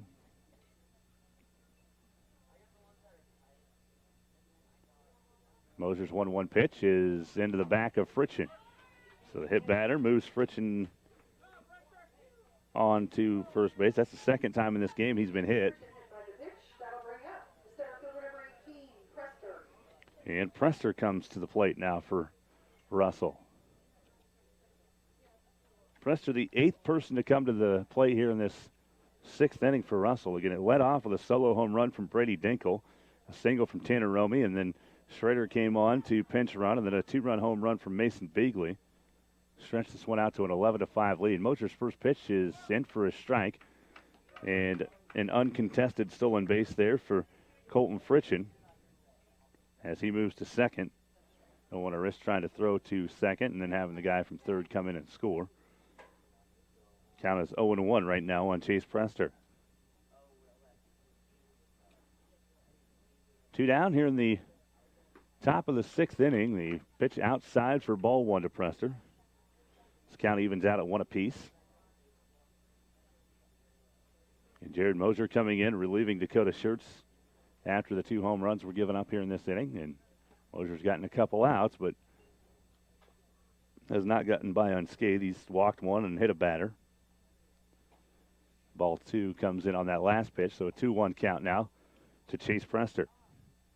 Prester 2 for 3 in the game. He walked and scored a run in the first. Ball 3 to Prester on a pitch high and outside. So 3-1 count now, 2 down. Runners at second and third for Russell. Third base is Dortland. And at second is Fritchen, and now another walk for Mosier as Prester goes to first. Second walk of the game for Mosier. And Cox goes out to talk to Mosier. Mosier's finished here in this game. Pitched 2/3 of an inning, no hits.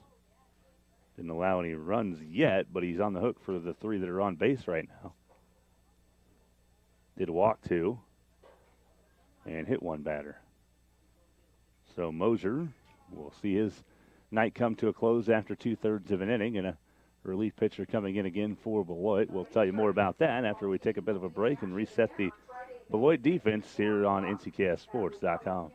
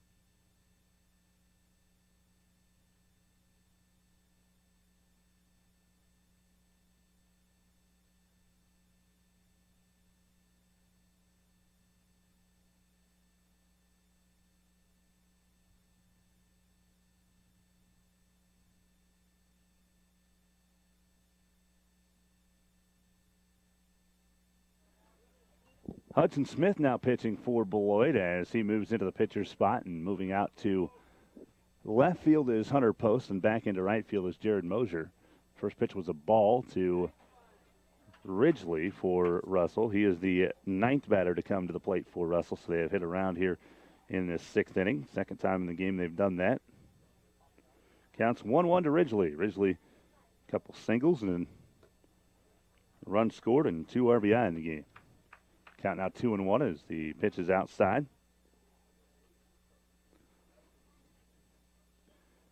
6th inning again here. It's 11-5. Russell with the advantage. And this one goes low and outside as well. Ball 3. Again, Mosier is on the line for the 3 runners that are on base right now. 3-1 pitch, again low and outside for ball 4. So that'll bring in one of those runs. A walk for Smith to Ridgely. Prester moves to second. Fritchen to third, and Dortland scores. Second run scored in the game for Dortland. And it's now 12-5 in favor of the Broncos. 2 down here in the top of the 6th inning. Again, Hudson Smith pitching for Beloit. First pitch on the way, a line drive right into the gap in right center field. That'll bring in at least 2. The third one coming around to score. It's a 3 RBI double for Brady Dinkle.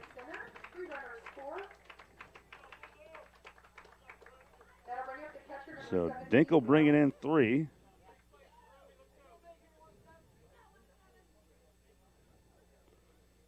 Scoring were Fritchen, as well as Prester from second. And Ridgely scored from first. So all of those runs are on to the count of Mosier, and Hudson Smith with his first run given up there and his first hit. 15-5 the score now in favor of Russell. So Beloit will need to put up some runs here in this bottom of the 6th inning to keep this game going. Nice curveball in for a strike from Smith. Tanner Romy batting for Russell.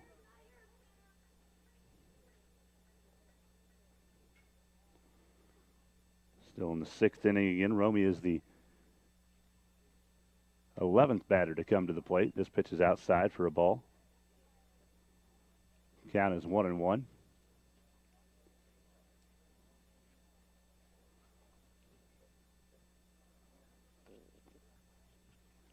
One pitch as it goes outside.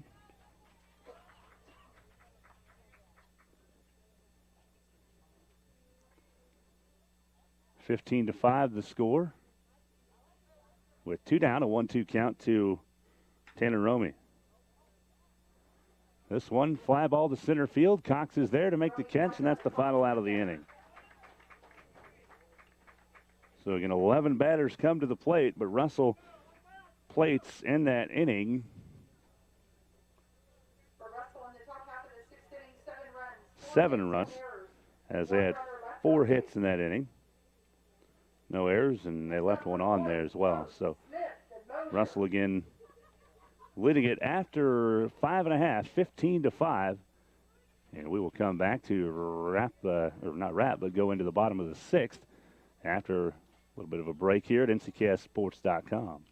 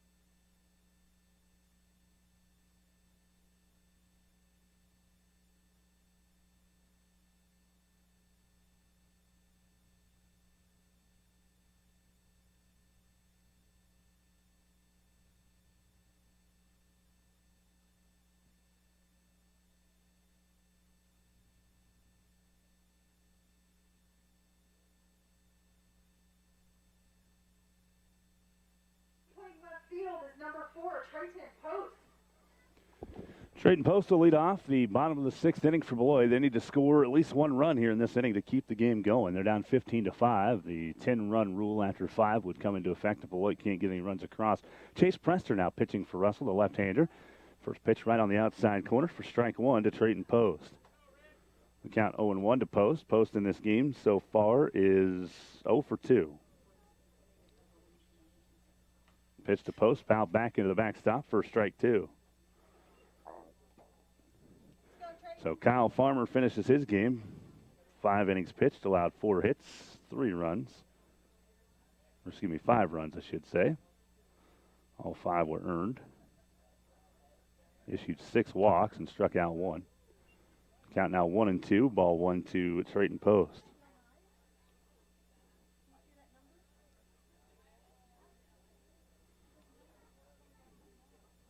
The 1-2 pitch coming to Post. Swing and a miss as he will run toward first.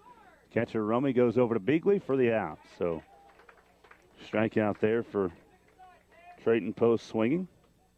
Prester gets the first strikeout of the game for him. And Russell now 2 outs away from winning game 2.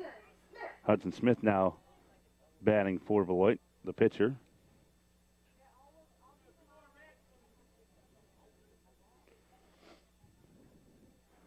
(15-5) the score. 1 down here in the bottom of the 6th inning. First pitch to Hudson Smith. Swing and a ground ball to the second baseman. Fritchen over to Beagley for the out, and 2 down. So Hudson Smith now 0 for 3 in this game as well for 3 groundouts. Jared Moser comes to the plate for Beloit. Officially 0 for 2, walked in the 4th inning.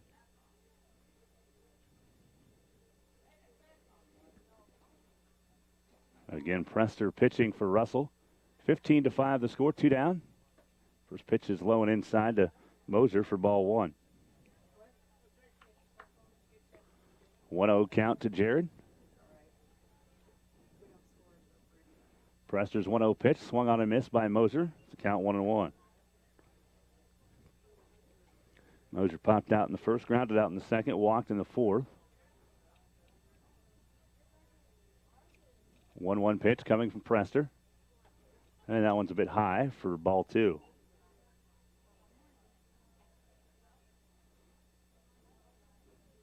Beloit softball team, a sweep today of Russell. The Beloit baseball team lost game 1, and Russell leading 15-5 in the 6th here in game 2. That one's just a little bit high for ball 3.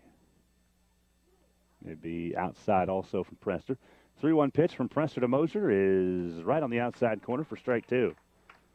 So the count full to Jared Moser, the right fielder for the Trojans. With a full count, 3-2 pitch coming from Prester. Strike 3 looking, and that's the ball game.